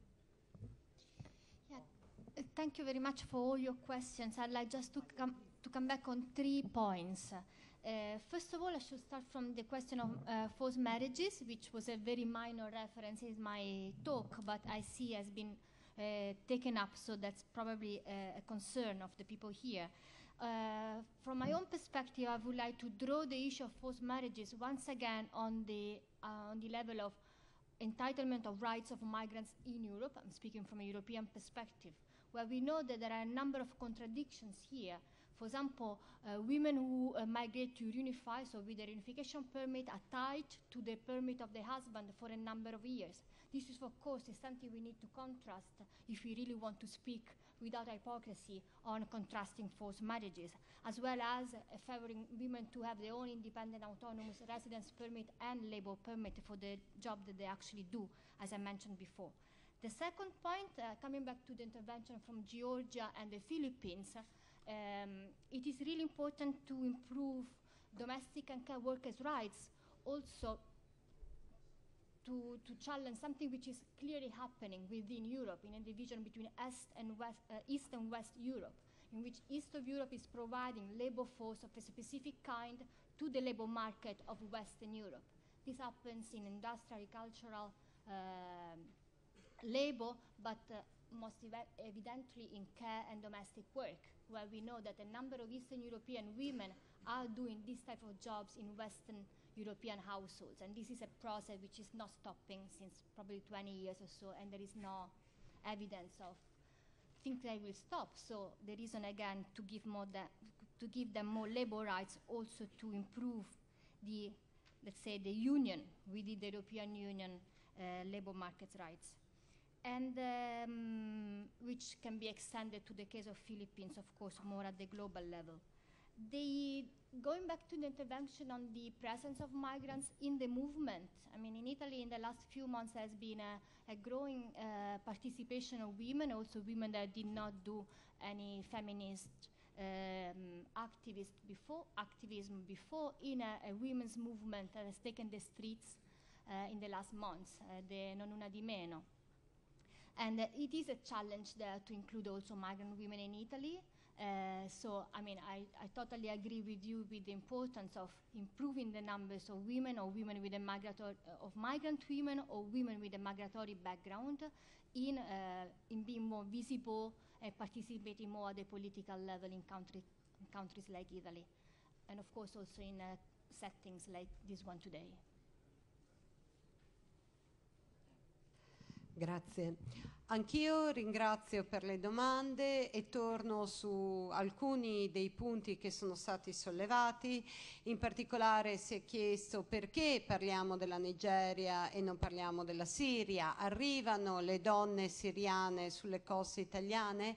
No, le donne siriane sulle coste italiane non arrivano più sostanzialmente dal 2015, sostanzialmente da quando l'Europa ha siglato degli accordi sul cosiddetto hotspot approach proprio con la Turchia. Accordi che forse rispondono a esigenze di efficacia, ma che sono molto problematici dal punto di vista del rispetto dei diritti umani. Hanno portato a una riduzione fortissima della possibilità di chiedere asilo. E questi accordi e questo cosiddetto approccio hotspot, che è presente ora in Grecia e in Italia, è un approccio che, come probabilmente molti di voi sapranno, proprio in quanto parlamentari europei, pone una gerarchia tra le nazionalità che hanno diritto all'asilo prima facie. Una gerarchia che, ad esempio, non comprende la Nigeria tra i paesi di provenienza che hanno prima facie diritto all'asilo. Allora voglio ricordare come, ad esempio, vengono stabiliti, su quali basi vengono stabiliti i paesi, mentre la Siria c'è, da dove i rifugiati hanno diritto a un asilo prima facie. Questi paesi vengono stabiliti sulla base del fatto che oltre il 60% delle richieste d'asilo di chi proviene da quei paesi viene accettata. Però questa è una statistica che ad esempio non prende in alcuna considerazione l'appartenenza di genere. E noi sappiamo che le violenze, l'ho detto prima, subite dalle donne sono spesso violenze molto diverse, che hanno bisogno di una differente considerazione. E questo mi premeva sottolinearlo. Per quanto riguarda l'identità LGBTI, non ho avuto il tempo necessario nel breve tempo del mio intervento di sottolineare come sia spesso ancora più difficile per donne che portano avanti istanze basate ad esempio sull'orientamento sessuale, donne gay, donne lesbiche, essere riconosciute proprio in quanto donne. La credibilità viene spesso messa ancora di più in discussione, quando in questo caso mi riferivo chiaramente per comodità alla differenza sessuale oltre che all'orientamento sessuale. E infine un'ultima considerazione sulla possibilità che abbiamo ad esempio in Italia di coinvolgere in un consesso come questo le donne rifugiate. Purtroppo tale possibilità è altamente messa a rischio dal fatto che molti dei richiedenti asilo si trovano in strutture che ne limitano la libertà personale.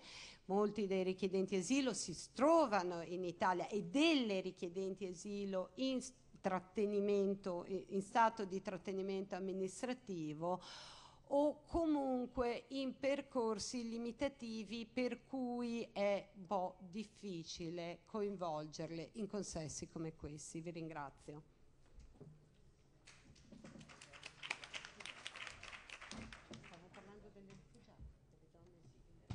Allora, io faccio un commento nel ruolo che ho anche nell'ambito di questa organizzazione di questa conferenza. AIDOS è un'organizzazione non governativa, quindi noi abbiamo un compito ben preciso in quanto tale.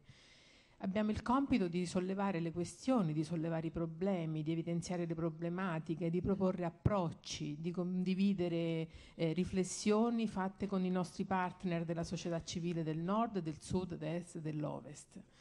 Noi lavoriamo per il networking, per aprire piattaforme e dialogare con le associazioni in Italia, associazioni italiane, straniere, della diaspora.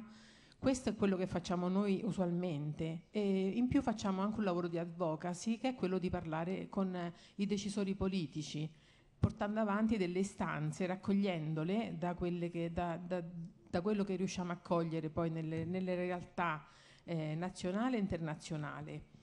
Quindi quello che noi facciamo in realtà è proporre anche delle proposte concrete con i progetti di cooperazione internazionale, che non sono però progetti che hanno un impatto grande, perché gestiamo budget di 800.000 euro e quindi abbiamo azioni molto piccole. Però sono progetti che rappresentano delle best practices, quindi i politici, i parlamentari possono visitare questi progetti e vedere il lavoro che si fa e vedere l'impatto che ha un progetto che costa così poco e sostenere questi progetti, magari chiedendo che vengano replicati, assumerli nelle politiche nazionali, come è accaduto in Italia per alcune esperienze positive come quelle dei consultori. Sono nati autonomamente e sono diventati leggi dello Stato, quindi in tutto il sistema sono inseriti nel sistema sanitario nazionale, perché poi le proposte delle ONG sono anche difficili da sostenere, perché quando finiscono i fondi è difficile che questi progetti continuino. Nell'esperienza di AIDOS i progetti restano e continuiamo a lavorare, anche se, ripeto, in piccoli numeri. L'altro lavoro che noi facciamo è quello di portare queste raccomandazioni ai processi decisionali, come possono essere il G7 o il G20. Le ONG non hanno lì una voce, non possiamo prenderla, però lavoriamo per cercare di influenzare le agende. Quindi abbiamo avuto alla fine di aprile un incontro con il sottosegretario della Vedova come responsabile appunto del G7 italiano, e lì le organizzazioni internazionali hanno proposto delle richieste su vari temi, dalla migrazione al commercio alla food security. Noi ci siamo occupati della sezione riguardante il genere, l'equità di genere, l'empowerment delle donne, e abbiamo chiesto e sostenuto la roadmap che è stata proposta anche ieri qui dal primo ministro Gentiloni, la task force. Chiediamo che ci siano anche degli accountability report nei G7 sulla gender equality, chiediamo che ci siano meccanismi di monitoraggio e di raccolta dati che tengano conto delle differenze di genere disaggregati per età, perché altrimenti le ragazze, da cui dovremmo cominciare, restano fuori, e chiediamo che quando si parla di empowerment economico si parli anche di contrasto alla violenza di genere e di attenzione alla salute sessuale e riproduttiva. Queste richieste le abbiamo fatte al governo italiano, le facciamo di nuovamente a voi parlamentari, affinché anche nei vostri paesi, con i vostri referenti Sherpa e uffici dei vari G7 e G20, ci aiutate a portare avanti le stesse richieste. Grazie.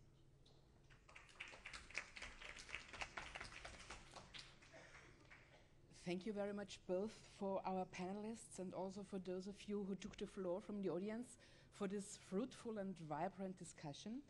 I will try to summarize or to conclude by picking up some quite wise advice we got as parliamentarians, and would like to try to formulate it in some questions that we could try to take home to our respective parliaments and try to find answers on a national level.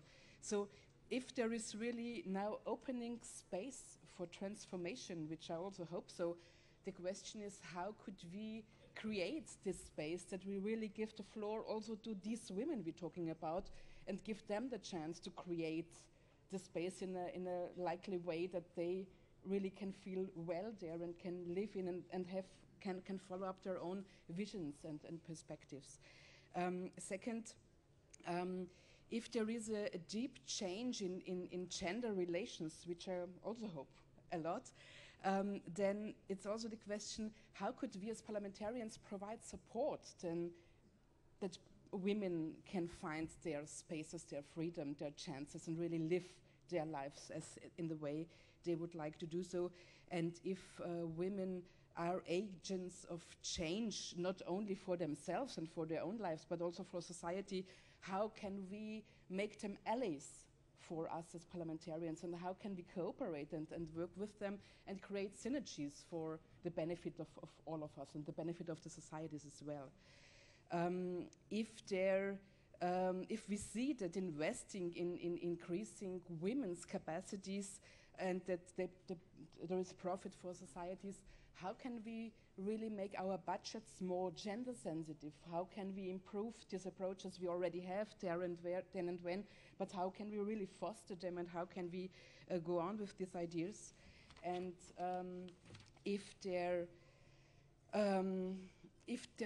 that's a fact for sure that very often parliamentarians are blind for gender approaches for the experiences and the knowledge that women bring with them, and how can we really include that in our legislation? How can we also benefit from that? And not only when it comes up to the application of asylum seekers, but in general, how can we benefit from the knowledge of women? And to the very end, thank you very much for remembering us that it's not just about figures, masses of people coming towards us, but that it's individuals, that it's human beings that deserve rights and respect. And I think that should really guide us in all our measures we take, that the human rights-based approach is the thing that really can help to make the world a better world, a better space, a better place for everybody to live. So thank you very much for your wise advices, and we really will try to follow up at our national parliaments. So, and I think Neil has the last word as always. Okay, thank you very much, and thank you very much for an excellent panel and great speakers and excellent co-chairs. We're going to go for lunch now. Before we go for lunch, just a few announcements. So first of all, we're running a little bit over time, so I would suggest we take 45 minutes for lunch and then come back here, and then we'll try to catch up the time with the next session. That's the first point, okay? The lunch is served just outside. Second point, the drafting committee has been doing a great job. They met this morning. They sacrificed participation over the first sessions of the morning, and they have a working draft which is being printed as we speak. I took a quick look at it myself, and it has 35 points, so they were able to incorporate a lot of the amendments that came forward from those who suggested them. So, and that will be distributed to you at some point over the lunchtime. Third point I want to make is this afternoon. So when we come back here, we need to catch up a little bit of the time that we've lost. We will go into one session, and then we will go into coffee break. And then after the coffee break, we re-begin a more protocol part of the session, where we will have the closing and the approval and handing over of the appeal. So for this closing session, we will have the Secretary of State, Her Excellency Boschi, who works very closely with the Prime Minister Gentiloni, and she will be here in order to receive the appeal from this group. So we need to start on time exactly at 5, okay? So that's why we will need to catch up a little bit. And then separately, in order for it to look a bit better, the Secretary of State is coming here to receive the appeal and to take it straight to the Italian presidency, the Prime Minister, who will then take it to other G7 leaders. So it would be good if when, after the coffee break this afternoon, I'll make another announcement, but if we can move in towards the center so that we don't look quite as separate as we are now, okay? But we'll provide guidance for that. But just so that you're prepared for a mini migration within this within this hall, okay? So I'm sure you're very hungry, so buon appetito. It's served right outside.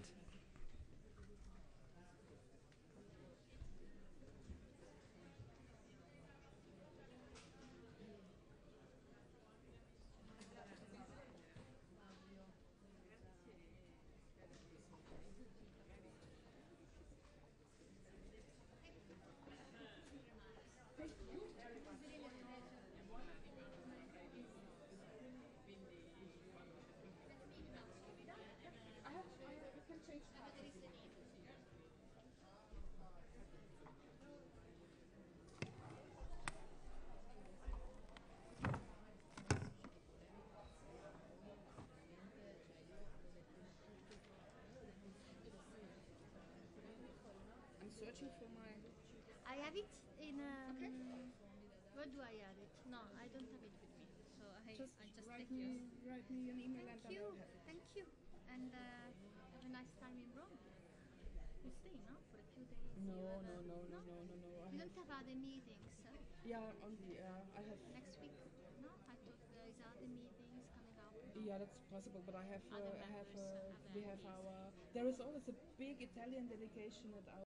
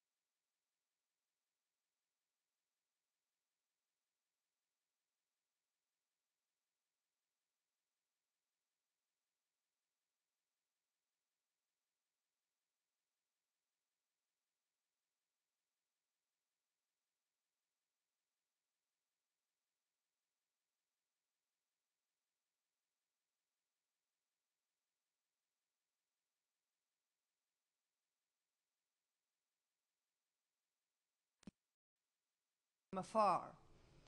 Session 4 concerns sexual and reproductive health and right and universal health coverage.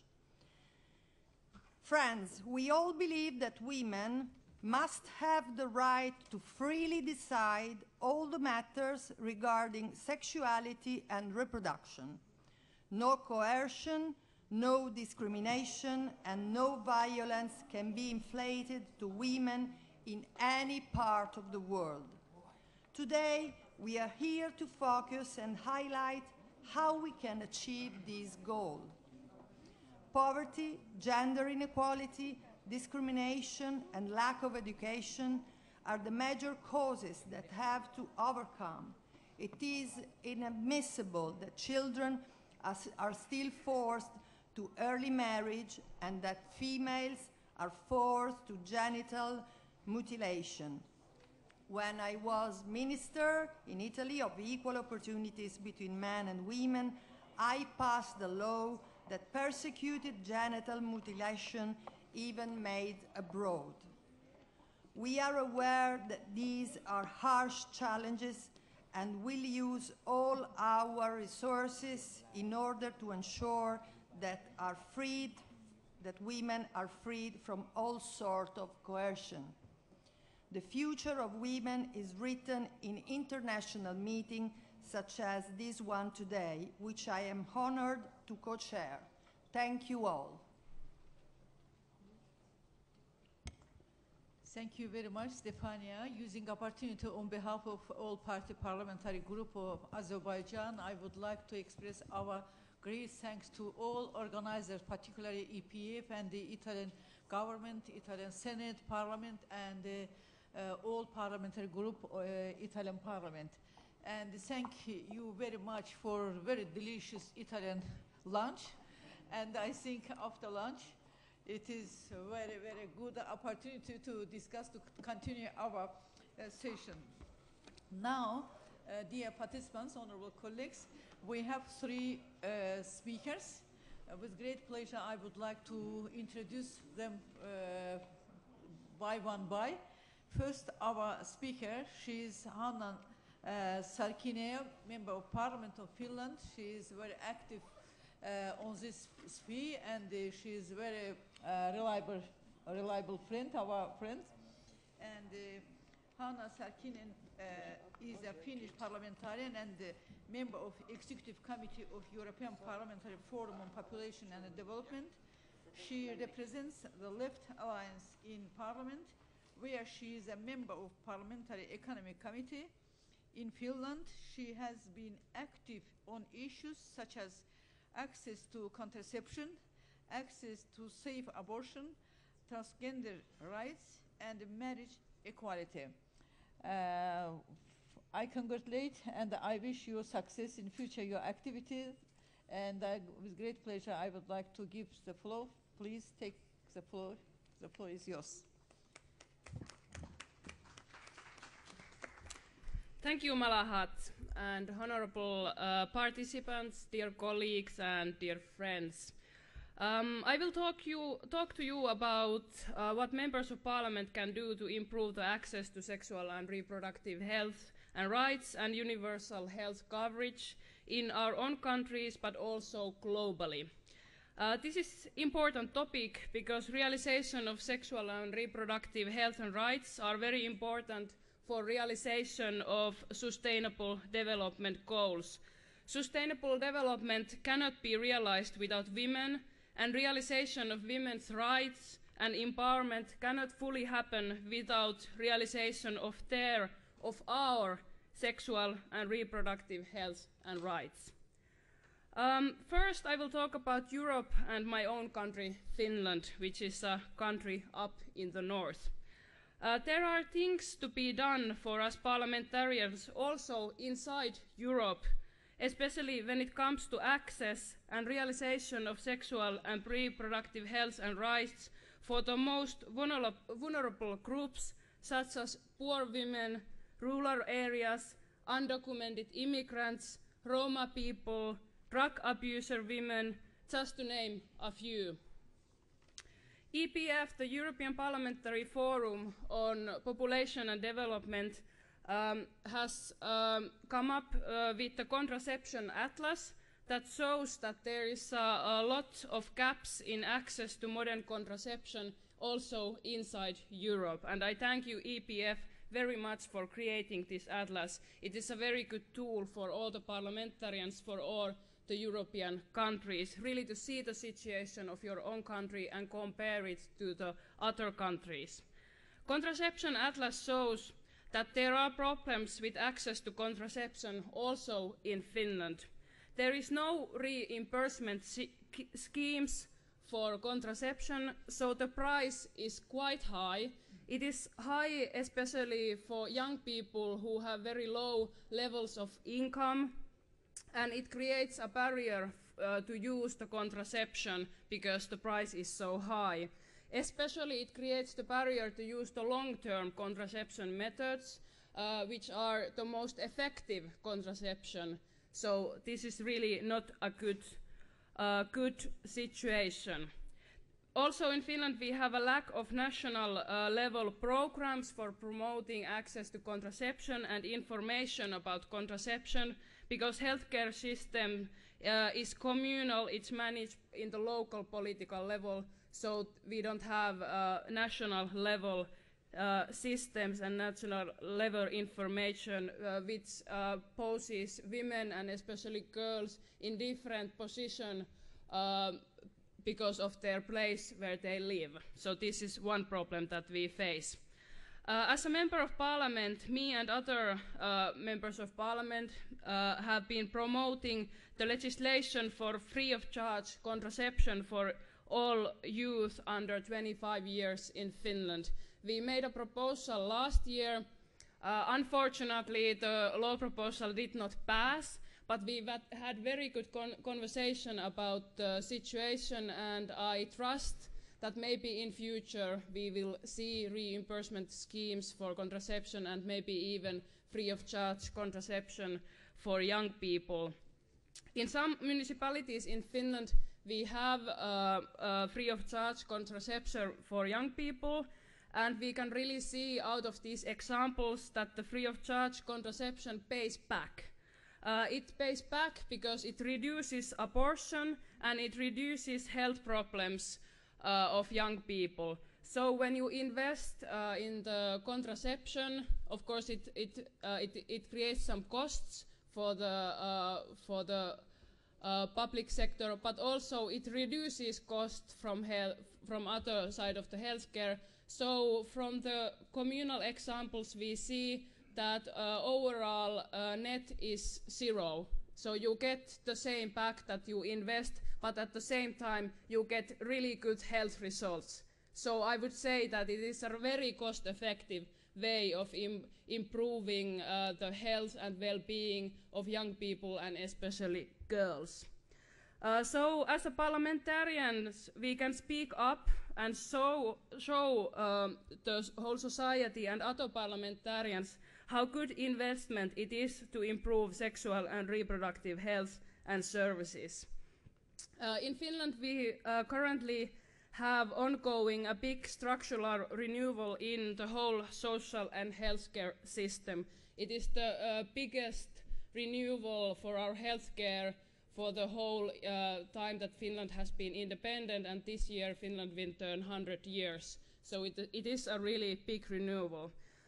Government plans on privatizing big parts of healthcare system, which now is largely public. Women's Caucus in Parliament, which I am a president of this year, we have raised up the question of contraceptive services in the historical renewal. What will happen to contraceptive services when the whole system is being changed? In the Women's Caucus, where we have all the women parliamentarians represented from all the parties, we have different views about how the healthcare should be organized, should it be public or private, but we all share the same concern about what will happen to the sexual and reproductive health services because they have largely been forgotten in the discussions about healthcare renewal. So we have prepared a written question for the Minister of Health with all parties of Women Caucus, and we will leave the question for him to answer next week. So let's hope that we get some answers what they are planning to do with the contraception services, which are very important for women, and especially it's important for vulnerable women that there is a good and accessible and low-cost service which they can have. As the members of parliament, we also have the responsibility to make sure that young people have the access to comprehensive sexual education at schools. This is something that we have succeeded in Finland for the past few decades. All students in Finland have good quality sexual education in schools, and now we can really see the situation, the results. And the results are good. We have less teenage pregnancies and better health situation for the teenagers.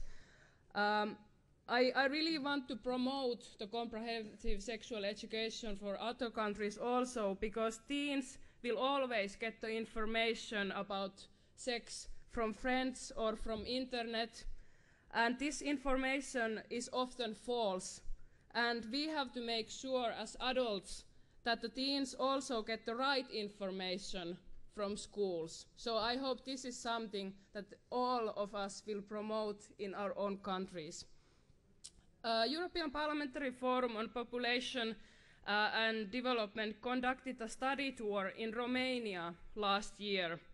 In Romania, we could see that there is a big lack of access to basic sexual and reproductive health services, especially in rural areas and among Roma minority women.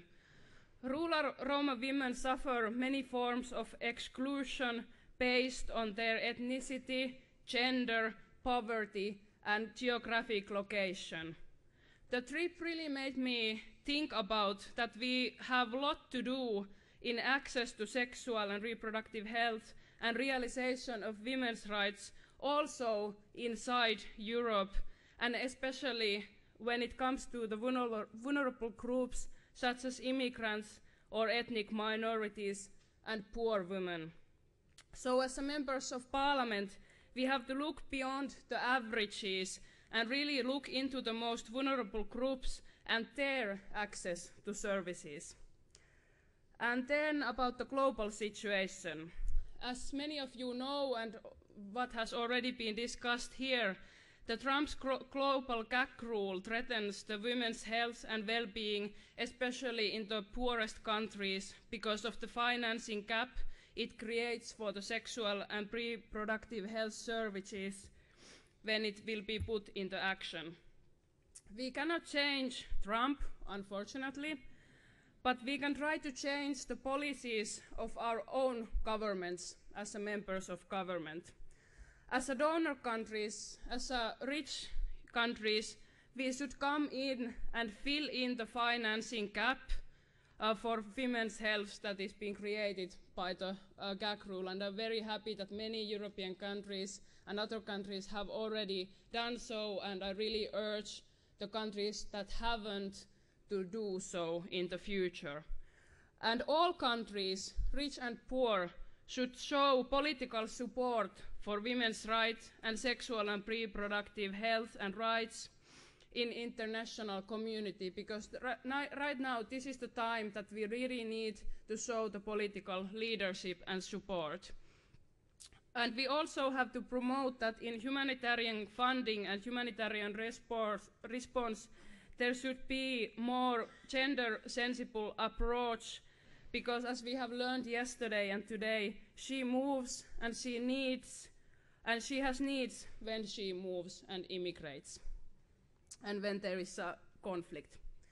As members of parliament, we also have to make sure that domestic resources are mobilized for sexual and reproductive health and rights and universal health services for all, because women's rights it is a right thing to do, but it's also a good investment that will pay itself back as a human and economic development. Thank you. Thank you. Thank you very much, Hannah. Thank you very much for your active participation on the implementation of reproductive health targets and goals. And thank you very much. Contraceptive issues, really, it is very important issues, not for Finland, and for each countries we are here. Now, our next speaker, Aquinela Eric Dairo. Yes? Yes. Yes. So he's Regional Practice Manager, UNFPA's Sexual Reproductive Health and Rights. Dr. Dairo is a physician and a public health expert. He has expertise in women's health, youth development, and population programs management. As a UNFPA East and the Southern African Regional Practice Manager for Sexual and Reproductive Health and Rights, he currently provides technical, policy, and managerial leadership to UNFPA-supported programs and experts in 23 East and Southern Africa. He has over 30 years of fruitful experience at national, regional, and global levels in the field of reproductive health, maternal health, HIV prevention, and young people. Please, the floor is yours. Thank you. Thanks, Honorable Co-Chair, and the Co-Chair too. It's a great pleasure to be with everybody, and I've also been here for the past 2 days, and I've listened to all the discussions. As the Co-Chair indicated, this is an issue that is pertinent to UNFPA, and I'm happy that Hannah spoke passionately about the issue of strengthening the health system to make sure that it can respond to sexual and reproductive health and rights of women. First of all, we want to really, on behalf of UNFPA, all my colleagues and the partners of UNFPA, really appreciate the government of Italy and the people of Italy for giving attention to this particular issue that is of concern to the whole world, because without sexual and reproductive health and rights, the world will not be sustained. That means nobody will be born, nobody will live, and everybody. So it means it's the most important element of our health system that we must make sure that it's sustained. That's number one. Number two, I also want to really acknowledge what I've seen in the past 2 days. I've seen commitment on the part of the government of Italy. I've seen the Prime Minister of Italy being part of this meeting with us, the current one, the previous Prime Minister, many ministers, many of the policymakers and the parliamentarians. They've been with us, and it's been excellent.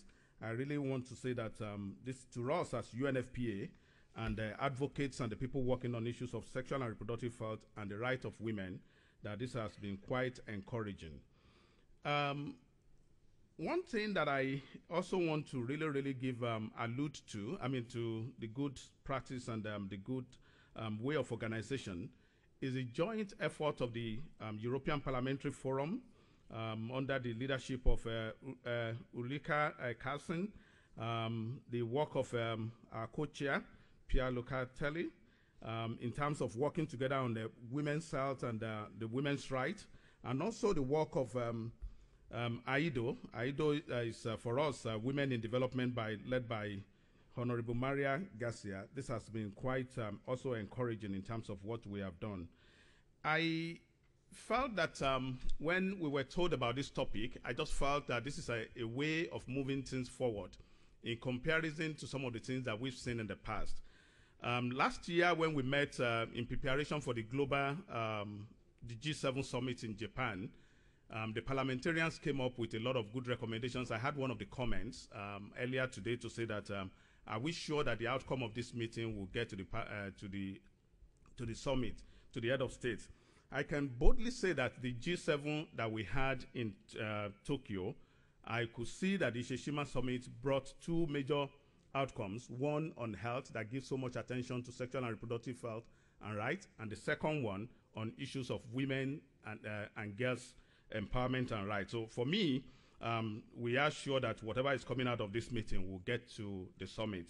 But I also want to emphasize one point on the aspect of that, is that we also need to give more attention to the implementation of these recommendations, so that when they come out, we must make sure that they are not only part of the outcome, they are also part of the implementation of what we support in our respective countries. So this has really been quite great. I also want to say one thing in terms of, Honorable Anna was speaking earlier, to say that following the gag rule, because this session is looking at the implication of the reinstatement of the gag rule in terms of what is the implication for the health of women, sexual and reproductive health, family planning across the world. I think one of the things that is a clear fact is that when you have shortage in your budget for whatever you want to do, you will not be able to do all that you would have loved to do in that kind of investment. So definitely the gag rule, the defunding of some of the agencies working on sexual and reproductive health by the government of the US is affecting, and I'm happy my colleague who presented on FP 2020 earlier alluded to this fact that there is implication to that. But I also want to say that the people and the government that are part of this meeting, they've already responded by, like Honorable Anna said, some of them have increased some of their funding, some of them are even advocating, and I'm happy to say that the EU collectively is one of the big donors of many of the agencies working on sexual and reproductive health, and they also have very good policies in terms of development assistance that is working. The second point I want to make is in terms of the progress that we've been able to make, because sometimes when you look at all the problems and you don't look at some of the progress you have made, it makes it difficult for you to motivate yourself to get things to work. Number one, in terms of the policies that have been working, I'm going to focus some of my presentation on what is going on in Africa, because some of the progress that is taking place in Africa, we've really discussed so many of the impacts of the migrants in Europe in the past 2 days. But I also want to acknowledge, like somebody said yesterday, about 60 to 70% of the people migrating, they migrate within the region and between countries and the neighboring countries, and so many of the things that we're working on there. At the African Union level, the African Union has put together very good policies with regard to sexual and reproductive health and rights, and they have also reviewed this one and ensured the extension of of one of the major policies, which is a Maputo Plan of Action on Sexual and Reproductive Health and Rights. So in terms of conducive environment, the government has created, the intergovernmental body in Africa has created the right environment. And the Agenda 2063 of African Union also alludes to the issue of women's rights, women's health, to make sure that this is an important element of what we are doing. The second point I want to make under that conducive environment is in terms of investing in young people. The same thing has also taken place within the African Union, where they have a very good youth charter that alludes to the issue of sexual and reproductive health and rights of young people, and the need for them to have the right investment into their education, health, and also employment. I also want to mention specifically in terms of one of the honorable parliamentarians alluded to the theme of the African Union for this year, which is investing in young people to harness demographic dividend. One of the areas that we've been talking about in the past 2 days is the impact of young migrants because of issue of poverty, lack of employment, and many of the things happening there. So basically, some of these things are making some good progress in the region. I just want to make an example in terms of policy. In terms of specific interventions in countries where we have conflict or we have a natural disaster, there are good programs that we've been able to support in terms of providing access to sexual and reproductive health information and services, and also preventing sexual and gender-based violence in among migrant population, internally displaced people, and refugees in many of the countries. The one that we alluded to in Nigeria, in case of Uganda, in the case of Democratic Republic of Congo, and even in some other countries that might not look as if they are so prominent on the radar of the global. Many of them, like South Sudan, what is going on in many of the places. So we are making some of those interventions, and some of these things will be affected if some of these things are the reduction of the funding. I also want to make a third point, which is the impact and the results of some of these interventions that we have seen in many of the countries. For example, between 1990 and 2015, the number of women dying from pregnancy-related causes, either because of pregnancy or during delivery or childbirth or post-abortion complication or anything pregnancy related reduced by 50%. And this has given us a very good result in terms of within the region. For example, in Africa region, the number of women that used to die moved from about 385,000 to about 201, which is almost about a reduction of almost close to 50% in the Africa region. And then so many of the women are still, they've been able to access more services and been able to have more coverage in terms of what we are doing. But however, with all these results that we've been able to achieve, some of the issues are still, they're still major in Africa.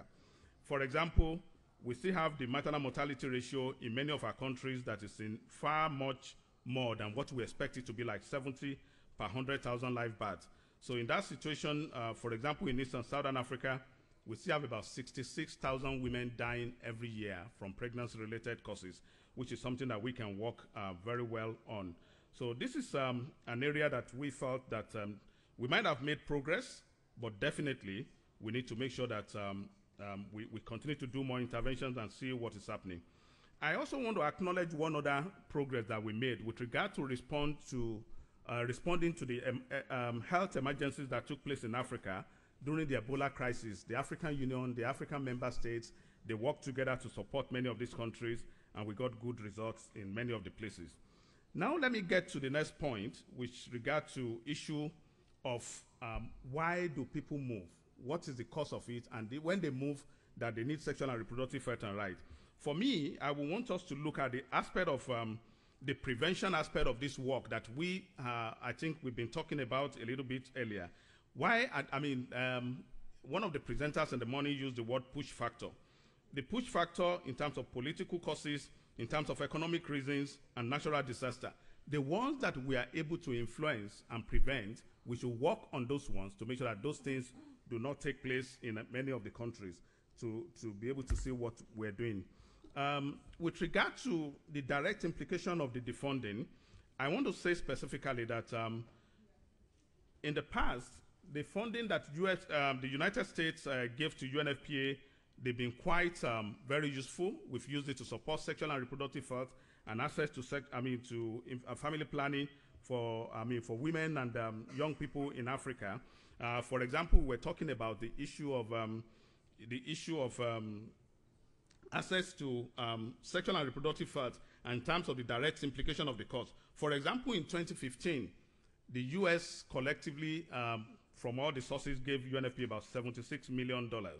And if that one is taken away from it, and in 2016, about 69 million. So these are major impacts in our funding, because the funding of UNFPA ranges between 900 and 1.1 million a year. So which I think is a major issue that we need to look at.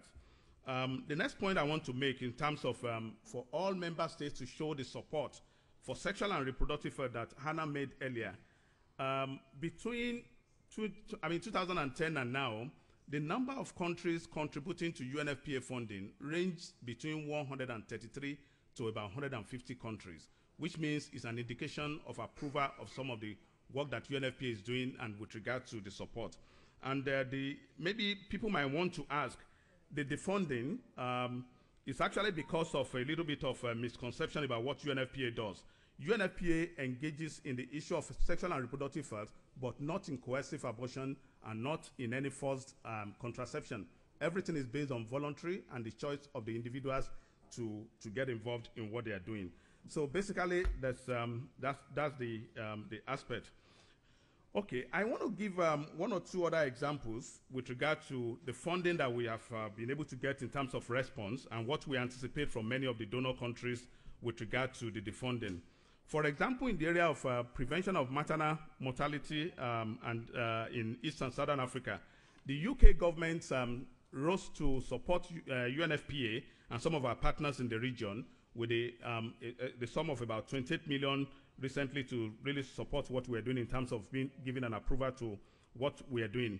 And we also saw that the government of Canada, and I'm happy that the Prime Minister mentioned it yesterday, that he was speaking to the Prime Minister of Canada when he was in Canada with regard to preparation for this meeting, with regard to the support. The government of Canada supported UNFPA and other partners with the sum of about $650 million with regard for the next 3 to 4 years to support issues of sexual and reproductive health and rights, which is a major aspect of the approval. Similarly, the government of France, the government of Japan, for example, France, under the Muskoka program in West and Central Africa, they're giving substantial amount of money. Since about 2011 to about 2018 to 2019, there's a commitment of almost about $500 million, not necessarily to UNFPA alone, but these are some of the results. And for these governments to be putting this kind of support to this assistance is a great approval of what is happening. I also want to make a specific point with regard to the government of Canada. In South Sudan, many of us might have been hearing about the negative news of South Sudan with what is happening. But in South Sudan, one of the major interventions in that place have been supported by the government of Sweden and the government of Canada collectively with about $75 million to support strengthening of midwifery services in that country. And with the support of these two governments, South Sudan has been able to train more midwives and make sure that midwives are available to provide skilled birth attendance to many of the women, even in the conflict situation that is going on in the country. And I also want to use today to recognize the contribution of midwives generally with regard to, I don't know if any one of us is a midwife. Today is the International Day of the Midwives globally, and we must give, we need to acknowledge what they are doing. So. Midwives are the ones that really ensure skilled birth attendance to an average of about 85 to 90% of many of the patients that are delivering in those who have skilled birth attendance. So we need to acknowledge and recognize their contribution in all that we do regularly. I don't know if this is a protest against midwives or I don't know if it's a protest against midwives, but we go on, yeah. So basically, these are some of the interventions that UNFPA, in addition to providing reproductive health commodities, family planning, access to skilled birth attendance, we ensure that we train midwives, we train healthcare providers to be available to support women and young people with regard to access to family planning, what we are doing in many of the countries. I want to talk a little bit about one specific topic that is so pertinent to us. It's on the issue of prevention with regard to young people. When I listened and I saw the kind of passion with which we have discussed the issue of migrants, and one of the things that we have talked about is the issue of poverty, lack of employment, issue of political crisis that is happening and making young people to migrate.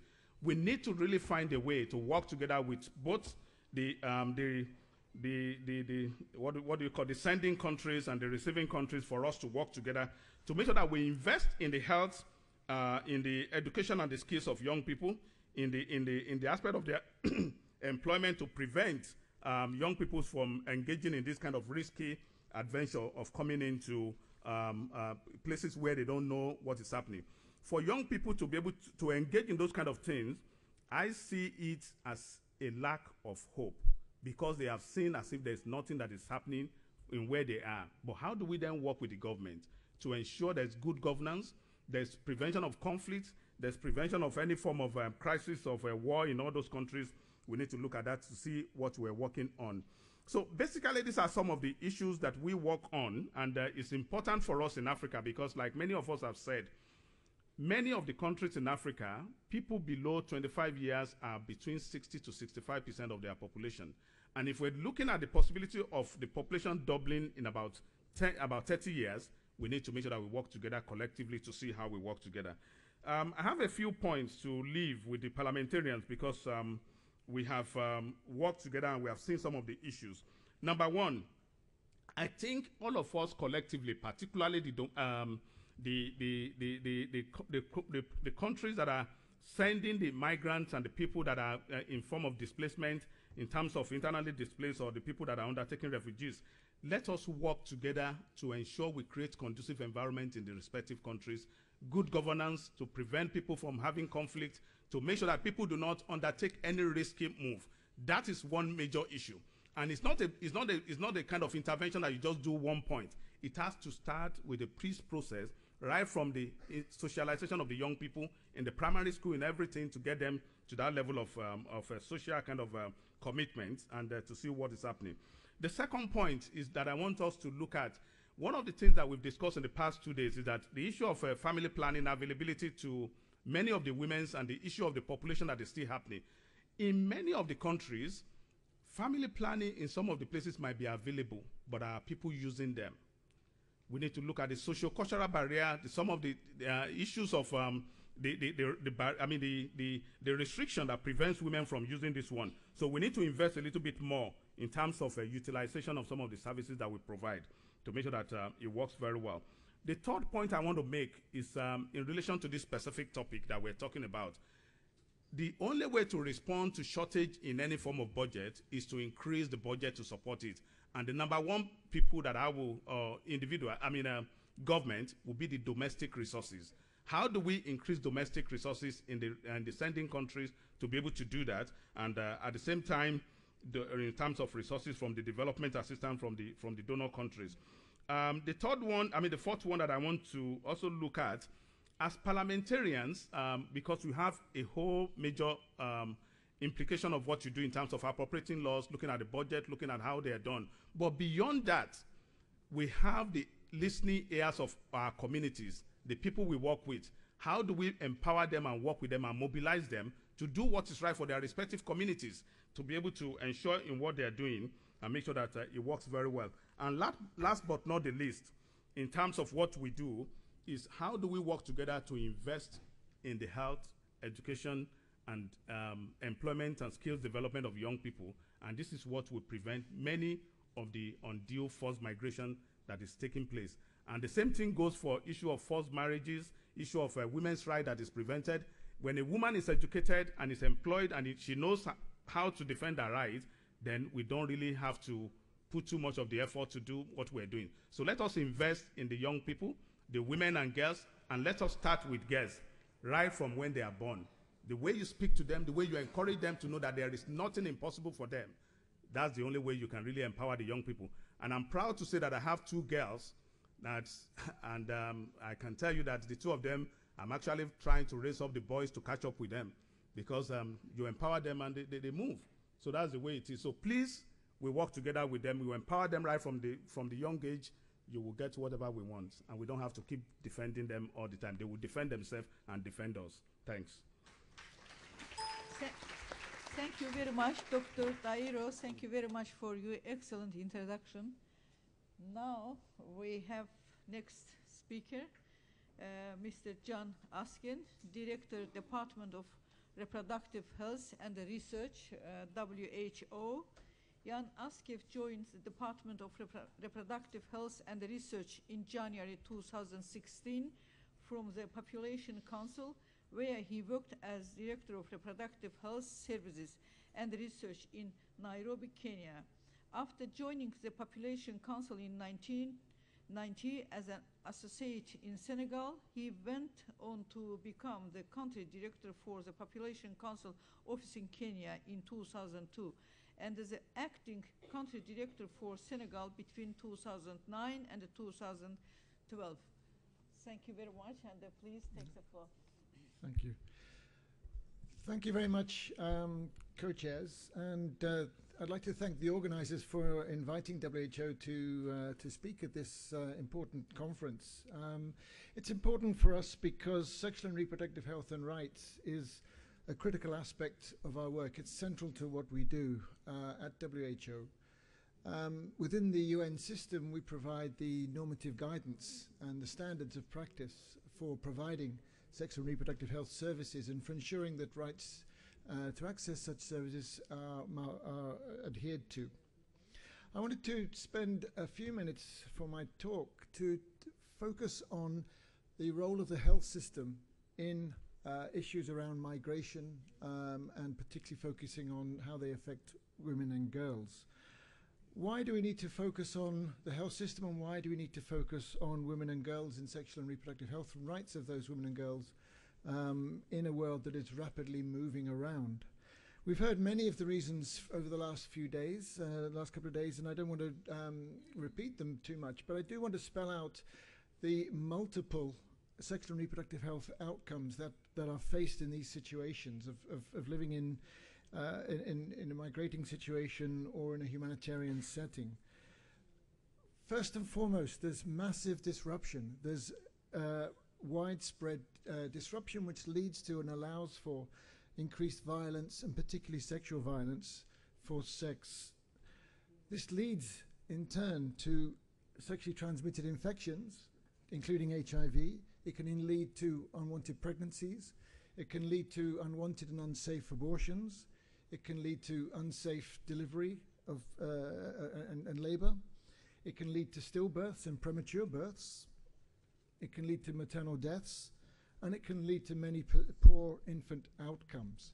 It's important, I think, to spell these out, because this is the full range of adverse outcomes that are likely to occur and that we've seen from the evidence frequently occur in these settings.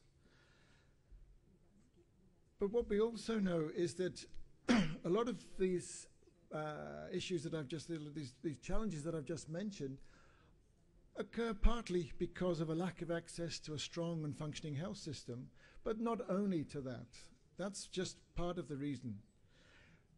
A lot of the problems faced and the reason that these outcomes occur is because of the broader social disruption, the violence that I've talked about, the dysfunctioning amongst families and normal units that would protect people and protect women and girls, and the general breakdown in respect for rights for sexual and reproductive health that occur in these situations.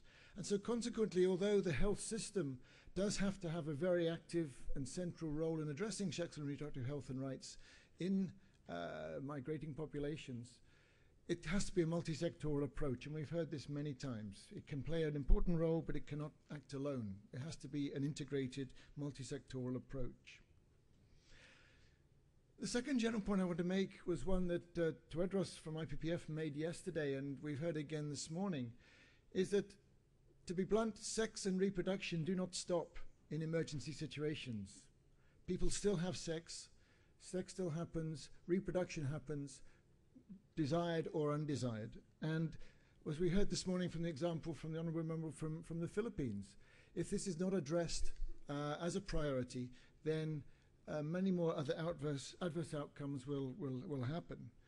And this will happen beyond just unwanted sex leading to unwanted outcomes. We've heard a lot over the couple of days about trafficking. We've heard about early and forced marriage happening in these settings, FGM, etc. These settings encourage and enable many practices that lead to poor sexual and reproductive health. I want to focus a little bit and to help us to think through, what does this mean in practice? What does it mean? What are the implications for parliamentarians in addressing this practically from a health systems perspective? First, we have to distinguish between the different types of settings that we're talking about. In some situations, and a lot of the discussions this morning and yesterday have been around migration, but also a lot of the same sort of challenges face women living in other types of humanitarian settings. For example, displacements because of natural disasters. We heard about the typhoons, we've heard there are landslides, there are many earthquakes, there are many natural disasters which cause people to have to live in very disrupted settings. And thirdly, we just heard the example from Ebola. When there are health emergencies, when disease outbreaks occur, we've seen it with Ebola, currently we're seeing it with Zika. These can have major implications on the sexual and reproductive health and rights of women and children. So the different ways in which the disruption is occurring is central to the way in which the response can happen and the way in which parliamentarians can play a role. I wanted to highlight 4 broad areas and think of them perhaps as a continuum across the types of disruption that we're talking about, and how that affects the way in which health systems and beyond health systems, how parliamentarians can respond. First, and literally when people and when women and children are on the move, as we've heard already many examples, this is probably the most dangerous period of time in terms of the high vulnerabilities to many incredibly dangerous situations. And we've heard that the evidence shows substantial proportions of women and girls across the world will report rape, experience of other types of sexual violence or general types of violence, huge proportions, more than 50% in many cases. The evidence is very clear. And a lot of this is because it's happening in a very secret way. They're crossing borders, they're on the seas, they're in the deserts, they're out of touch with protective systems. And as we heard from Aung San Suu Kyi yesterday, it's very important that we look at this perspective from a protective perspective, of what can be done to protect women and girls in these situations. But when they're on the move, that's a very vulnerable time, and it's very hard to put into place protective systems.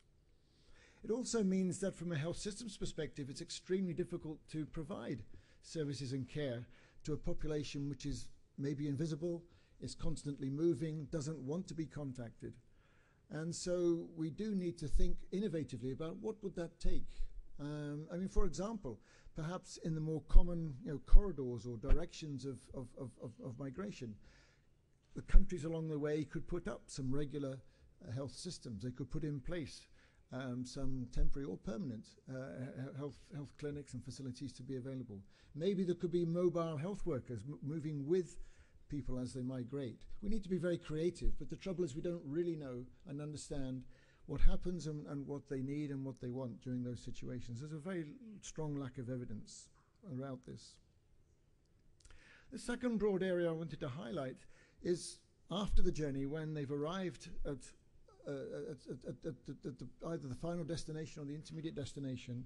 Quite often what happens is that people end up living in a camp environment, a refugee camp, and here they're in what's generally, it's an emergency setting. Things are very up in the air. People are just arriving. There's a lot happening.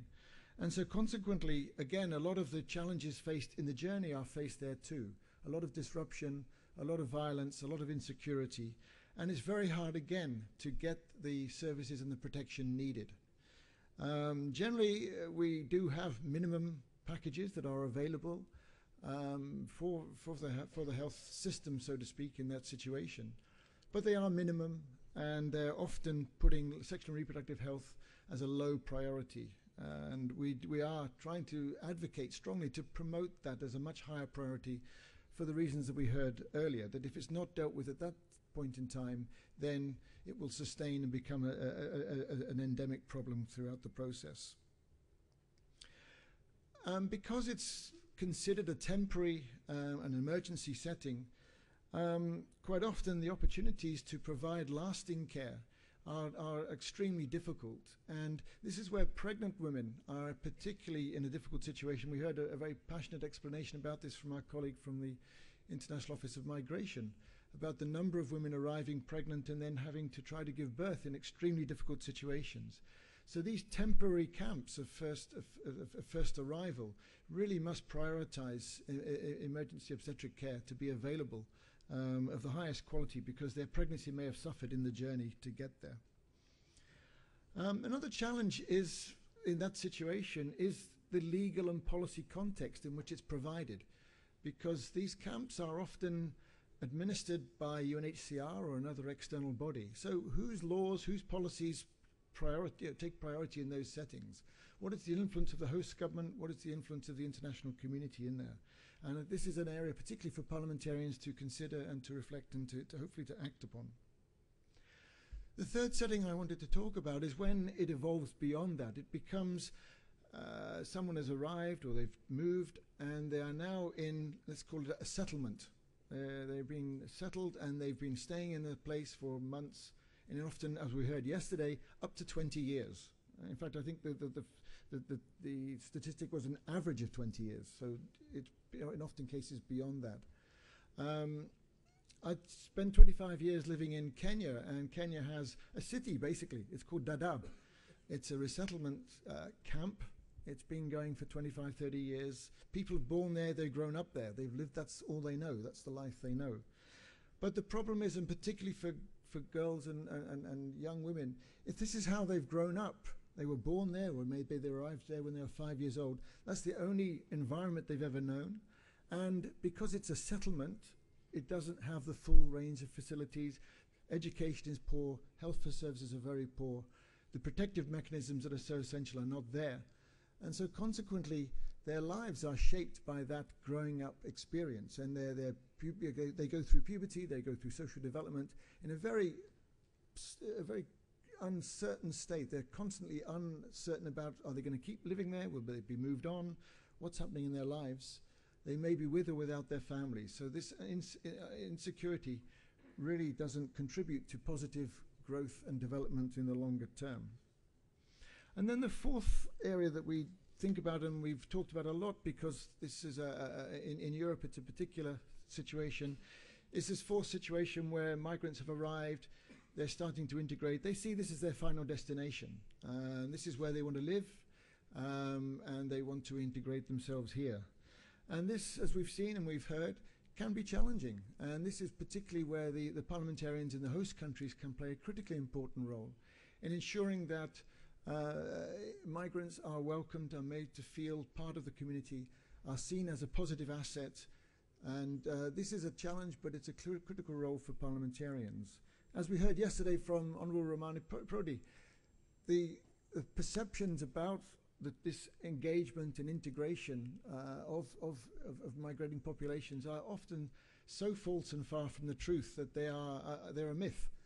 And parliamentarians can really help to demonstrate that migrants very rapidly do integrate. They do want to be part of the new society. And so it's really the responsibility of the new society to make them feel welcome, to help them to be absorbed, and to help them to become regular citizens in those settings. Finally, what can be done?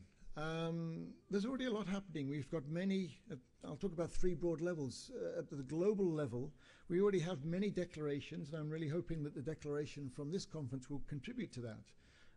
We've got the SDGs, we've got the SDG badge here. We've got the Global Strategy for Women, Adolescents and Children's Health.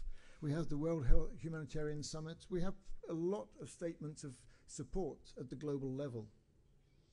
We also have a lot happening in terms of programming. There are many UN agencies, we have many NGOs working very, very hard and doing great work to set up programs in all of those four situations that I described. So the basics are there, but they are severely underfunded, and the funding is really hand to mouth.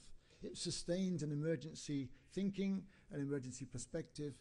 It's not an investment. As we heard this morning, I was very struck by the comment by Honourable Enrique Giovanni that this shouldn't be seen as a cost, it should be seen as an investment. And the same with these issues. They should be seen as an investment in addressing the needs of migrants and not just meeting the day-to-day costs. The third level I wanted to talk about is what's happening in terms of within WHO, because for us, our role is to provide the norms and the guidance to help countries and NGOs, other multilateral agencies to know what to do. We've developed many guidelines around sexual and reproductive health. We've recently issued guidelines on FGM, antenatal care, on family planning, on we're just going to be coming out soon with delivery and labour guidelines. These guidelines are available, but also they need to be adapted to the particular situations where services are provided for migrants. So we're working hard on that. The other area we're trying to work on is to provide more evidence to support what can be done, what needs to be done and what can be done. Because of the nature of the settings, so much that is done anecdotally or based on an immediate experience. Gathering the evidence together, working out what is the best practices is still very limited in this area. And investments in research and investments in just regular data systems is tremendously lacking. And this is an area where I would put a plea that you include a pledge for greater investments in research and monitoring and evaluation and health data systems generally. So just to conclude, I'll just want to remind participants of the opportunities for parliamentarians that my colleague Flavio Bistreo mentioned yesterday. There's 5 broad areas where parliamentarians can be very active in this. First is to represent the migrants in as as important members of society, but to look out for their rights and make sure those rights are protected. Secondly, to advocate for budgets that are dedicated to this area of work, dedicated to investing for sustainable health systems responses, investments for evidence, and investments that allow a multi-sectoral approach. So let's get away from sector-specific investments. Let's look for multi-sectoral investments to address the needs of women and girls living in humanitarian settings. Let's also look to try to remove the laws that inhibit and prevent access to the full range of sexual and reproductive health services, particularly in those most vulnerable situations, the first two that I talked about, the girls and women actually on the move and in those first camp settings where emergencies really do take precedence. Fourthly, monitoring and accountability. This is a population that is quite hard to keep track of. They're very, as I say, they're either being secretive because of their status, they get lost very easily from the official records, but keeping track of their well-being is critically important, and being able to represent their rights by knowing what's happening to their lives is critically important. And then finally, as we've seen yesterday with the strong representation from the Italian government, last week I was in Sweden, a meeting with Honourable who's putting an appointment, an appearance with Honourable Ulrika Karlsson in Sweden. Very strong support in Sweden for welcoming and integrating migrants. We've seen in Germany too. We've seen many countries where migration is seen from a very positive aspect. And parliamentarians really have to play the lead role in this, to really show that we are part of a global world. Everyone is moving for different reasons, but these movements can bring very adverse outcomes, but they needn't be that way if we sufficiently deal with them in the right ways. So I'd like to leave it there, and thank you.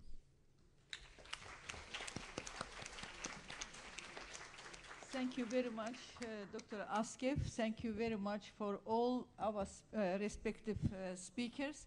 Different point, different approach, but different experience, but one goals.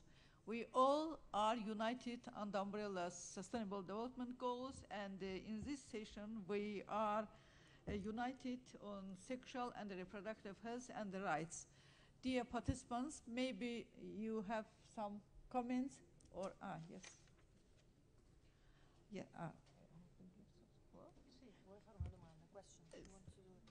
Okay. Firstly, great pleasure. I would like to introduce our President Ulrika, and please, Ulrika has a comment. Sorry. Thank you very much for that, and thank you very much for all your three speeches. It was very, very good, and sorry for interrupting you at the end there. So my name is Ulrika Karlsson. I'm a member of Parliament in Sweden. So I do have two specific questions. One is concerning migrants wants to be a part in the society, and that is difficult in Sweden.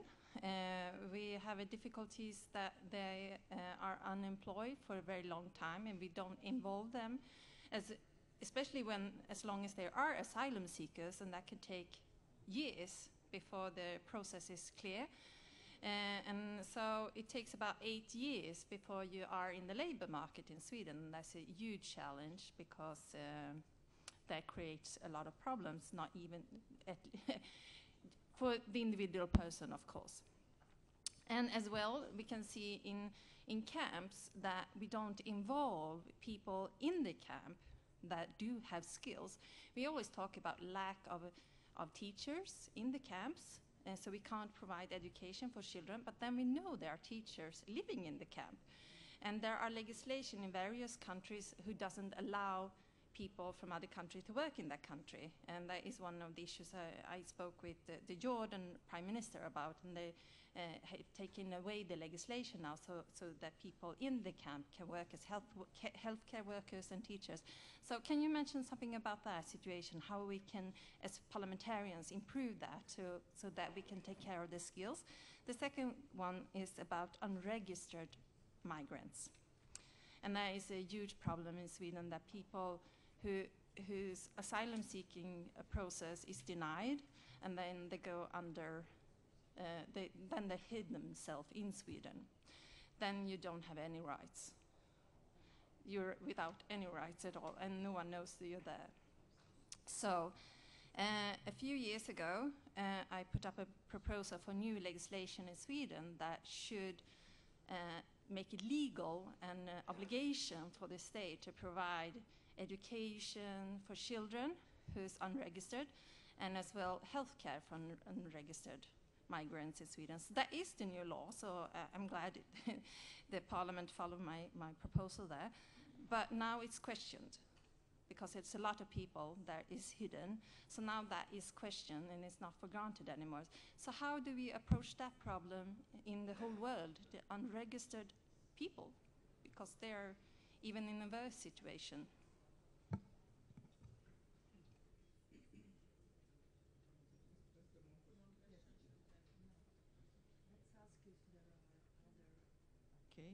Okay. Honorable parliamentarians, do you have some questions, comment? Yeah, please. Could you please introduce yourself? Hello, thank you. My name is Meryl Hussein Ejer. I'm a member of the House of Lords in the United Kingdom, and I'd like to thank all the speakers for their really interesting and pertinent comments. I just want to pick up a couple of points that I think a lot of the women that we talk about are, they're not just passive recipients of aid or services. I mean, a lot of them are very strong, powerful women who are holding together the families, the very structure, the social norms in their communities, in their society. And I think it's really important that those, particularly women that are left behind, I think it was Ian Askew that was talking about, you know, those women, they don't all leave, they're displaced in their own communities or in their own countries. But those that are left behind are often who have perhaps been subjected to, in conflict zones, subjected to sexual violence, for example. They're often ostracized, not given the appropriate support, but nevertheless are still trying to keep their families together in the meantime. And it's very important that they are assisted in whatever way they are given support to give evidence when there's evidence of sexual violence in conflict. For example, the ICC, the International Criminal Court, it's very difficult to bring cases against those perpetrators unless there is proper evidence gathered. And I just wondered what the panel might think about how best we can do that. We've done a piece of work in House of Lords recently on that. We produced a report on this about, and one of the recommendations is we need far more evidence gathering, supporting those women to come out and have the confidence to give evidence against their perpetrators so they can be brought to justice in the international courts, was one thing. And also about the stigmatization and women being ostracized, not being seen as victims, but survivors who have got a story to tell, and how we must support them to come out, to be strong, and, you know, eventually go on to sort of empower other women and survive what they've gone through. And I'd be very interested to hear comments on that. Thank you. Next, more question, more comment? Please, could you please introduce? Thank you. My name is Truls Wikholm. I'm a member of parliament from Norway. This might be a specific question in regards to the gag rule. I seem to remember that last time that gag rule was in place, the problem with it wasn't just the funding going away for certain projects, but the reach of US aid is so vast that when they put into their programs that they will not cooperate with other aid organizations that will provide information on safe abortions or parental planning, it becomes a real problem for other organizations to cooperate with local government and also states that are given money under this gag rule. So do you have any thoughts on that and how to try to maybe perhaps better circumvent it this time if it do become as extreme as it was the last time? Thank you. Please. Okay, thank you. I'm Maria Antónia from Portuguese Parliament. There are many campaigns, initiatives, parliamentary resolutions. Our rule is to join forces to realize that some disease and sexual and reproductive health and rights are largely preventable. We put, I think we all together, we put ODS in policy agenda. This is our commitment, and national governments need urgent to adequate implementation policies. In my opinion, national plans with multi-sectorial approach, prevention and treatment are the key to improve public policies. But if you can, I would like to know if you can detail a little bit more specific the detail of the impact of the cut of an FPA funding. In another word, what kinds of programs in the are cut, are the consequences of this cut in the programs? Sorry, because my English is not good. Thank you. Your English excellent than me. So, who has some questions? No? Please.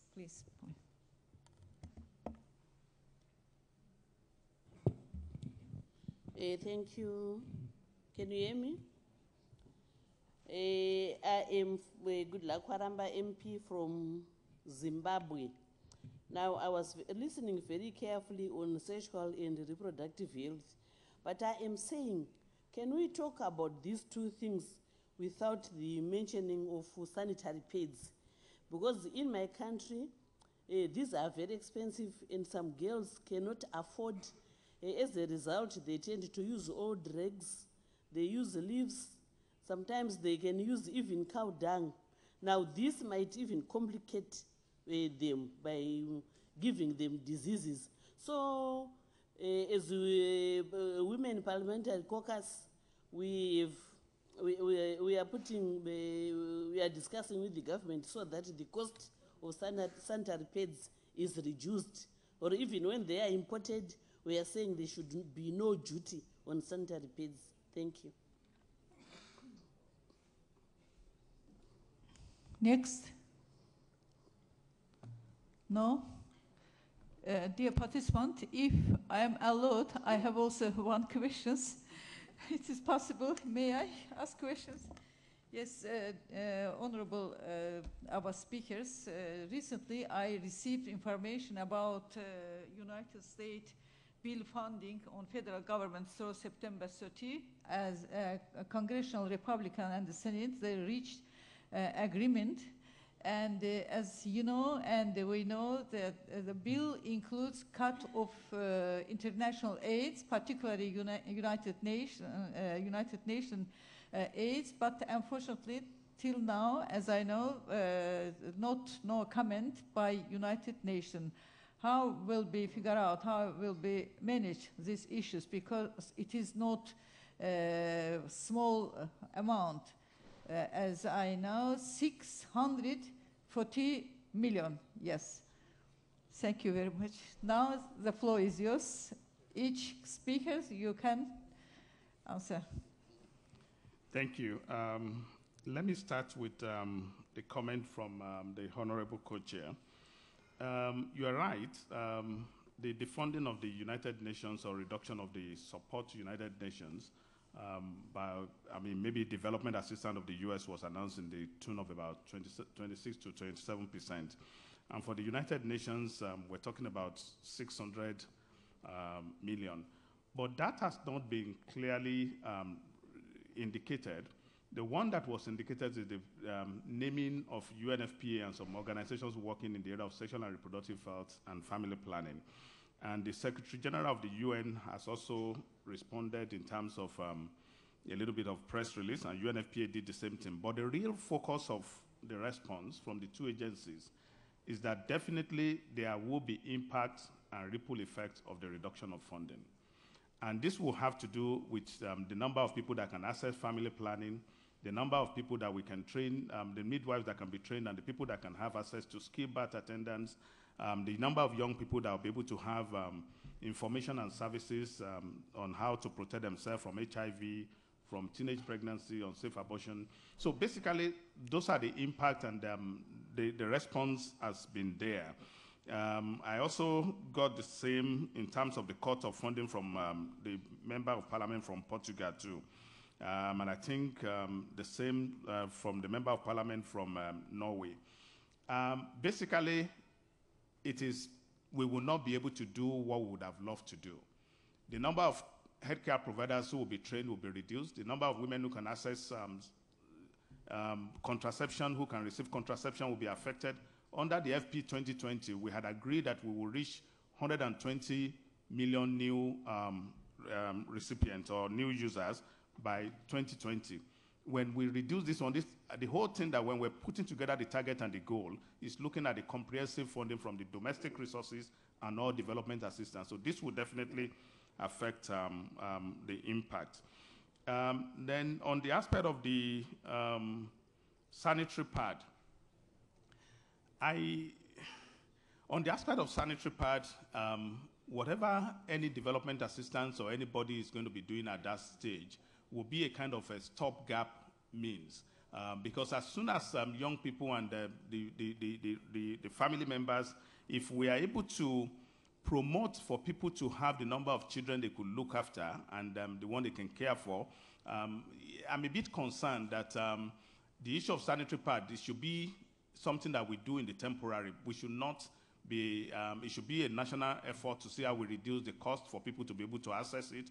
It should not be something that a recipient nation should be depending on a development assistant to be able to meet in any particular country. There should be ways to be able to address that at national level, and I'm happy with the effort of the members of parliament in that country to see how you respond with that. I'm trying to see if there's any other question for me specifically.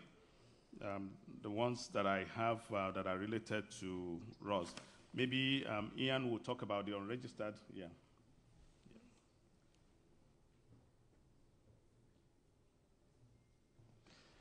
Thank you all very much for your questions and your interest in the whole series of discussions. To go to the first questions around the two issues of asylum seekers not being able to legally engage, and then the sort of similar question about unregistered migrants. I think this is really where going back to the point of it being a multi-sectoral response has to come into play, because it's, as lawmakers yourselves, the other people in the room are better in a better position to suggest whether they've addressed this point in their own countries and how they've addressed it. From a health system perspective, I think the health system needs to be very clearly guided. I mean, are we able to provide these services to these people if they're not registered or if they're not employed? And that gets so tied up with the health financing and the health system. So it is part of a bigger question. So I know that's not a very satisfactory answer, but it's an issue that you're highlighting, and I think it's an important one for everyone in the room to consider going forwards. To the Honourable from the UK, the challenge that you've presented about trying to bring forward evidence from women suffering from rape and other violent situations, and unfortunately this is true in general society, not just in women that are migrants or beyond. It's a very difficult area to generate evidence of any sort. And I know particularly the ICC cases you're talking about are extremely challenging. And to be honest, there are some efforts to try. There are a lot of efforts now going on to try to integrate approaches to supporting survivors that include both the medical and the legal and the criminal justice systems going together, so that they can work more efficiently, so that the records that are kept by the medical workers can then become part of the evidence package to go forwards. And different countries are going about it in different ways, and just the types of forms, the way the medical conditions are recorded, can then be positive or negative in terms of the way they are then used by the justice system. And it's an area where there hasn't been enough research or enough understanding of what would it take to have a strong medical set of records that could then be used for prosecuting purposes. So it is a challenge, but there's some work going ahead that we're aware of. And I just wanted also to pick up on the point from Honourable Member from Zimbabwe about menstrual health. One of the exciting things at the moment is, and first I'd like to congratulate you on trying to get a tax relief or to reduce the burden of cost. But the other good news is there are now a lot of NGOs primarily, but some for-profit companies looking into alternatives to menstrual pads. Reusable mechanisms, they don't necessarily pads, but other devices that can be used to try to minimize the cost, that can be reused, very low cost. And I'm happy separately to sort of show you and put you in touch with these new innovations. But it's a very exciting area, and I think a very strong promise for reducing the not only the financial burden, but the stigma and embarrassment that goes with it. And that's a very promising area. So thank you for raising it. Yeah. I'm very sad to say that also in Finland the health and well-being of undocumented migrants is used as a populistic political tool. 2 years ago, or 2.5 years ago, we had in a table with the previous parliament a law that would provide the basic health care also for undocumented migrants, but it was blocked and it hasn't been moving forward since. And the block was motivated by anti-immigration atmospheres and false information. So right now we don't have any legislation that would guarantee the basic health care for undocumented migrants, and we have undocumented migrants in Finland also nowadays. But I think it's our responsibility as members of parliament just to speak up for human rights and rights of migrants and push forward this kind of legislation that will provide the basic health care. Just about the integration of migrants, because we share the similar challenge, because Finland is a country where we have a very difficult language and also a labor market that requires high skills from the people who enter. So it's not very easy to integrate because of language and because of the labor market to the Finnish society. But of course we have to try. But one thing that I would like to say about integration policies is that we need to target women more, because most of the integration policies, they are targeted to men, and in many families, immigrant families, the women are left home to take care of the children. They might not learn the language, they might not get any training, they might not get any social contacts, and so they get very dependent on their husbands and on their families. And this is something that we really need to target on, and it also can create barriers for them to really get the services they need and to be in a situation of domestic violence and situations like this. So women integration is something that we really need to look more into. But the final thing that I would like to say is about the sanitary towels also, because this is, for me, this is has been in my political agenda, because we have the added value tax for sanitary towels of 24% in Finland, so quite high tax. And I made a law proposal that it should be 10%, which is the same as it is for the medicine and medical products. And if men would menstruate, I'm sure that it would be 10%, but because men don't menstruate, it is 24% tax. My law proposal didn't pass, but there was very vivid conversation about the issue, so maybe it will go forward and in some point. But I would also like to talk about the alternative methods for the menstruation. There is a Finnish innovation called the moon cup, which is like a permanent method to use for menstruating, and you can reuse it. It's ecologic, but it also reduces the costs, and it's easy to use. So this kind of, I think, long-term methods should be promoted more. Thank you very much, distinguished speakers. Thank you very much for your comprehensive presentation and your comments, your answers. And dear participants, honorable colleagues, thank you very much for your active participation. Before in closing the session, I would like to give the floor our co-chairs. Stefania, Honorable Stefania, please take the floor.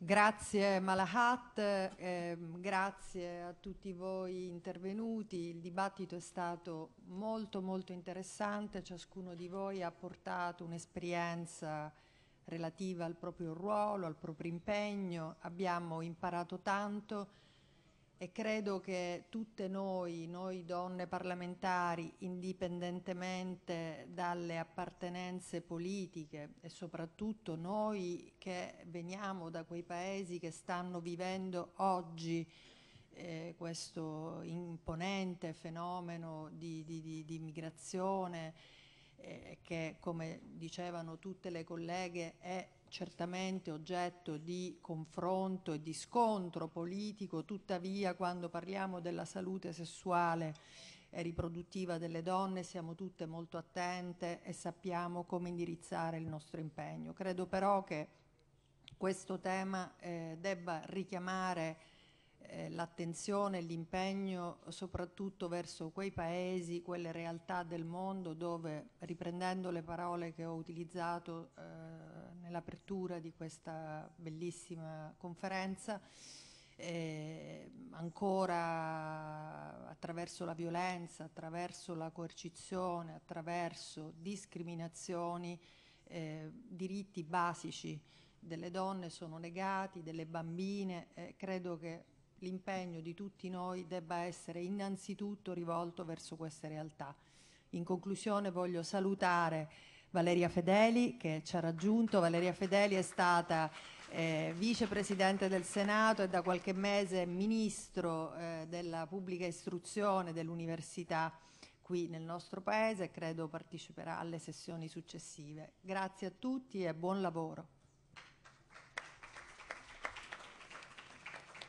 So thank you very much, co-chairs and speakers. It was an excellent panel. Now we go for coffee break. We should be back here exactly at 3:30, and then we go into a very disciplined session. We will have one last session on finances, and then we will go straight to the appeal and the concluding session. We already have Her Excellency the Minister of Education, Valeria Fedeli. Also, we should thank her. I was here just over a year ago when she was in the Senate as a member of the Italian APPG, working with Pia Locatelli and Sandra Zampa to make this possible. And so we can see now she's back here to see the result of the seeds that she's planted. In the closing session today, we will have, we'll read the appeal, but then also we will have a closing session. We will have a video from a colleague from Canada, and we will also have the reading of a message from Federica Mogherini, who is the EU High Representative for Foreign Affairs. Now, I know the EU is complicated, but basically what that means is that is the closest that there is to a Minister for Foreign Affairs in the European Union. Federica Mogherini also is a former member of the Italian APPG, and also was a participant in the G7 G20 conference in London back in 2020. So she was at this conference a few years ago. Now she's sending us a message. So I'll leave you to a break back here at 3:30, exactly on time. Thank you very much.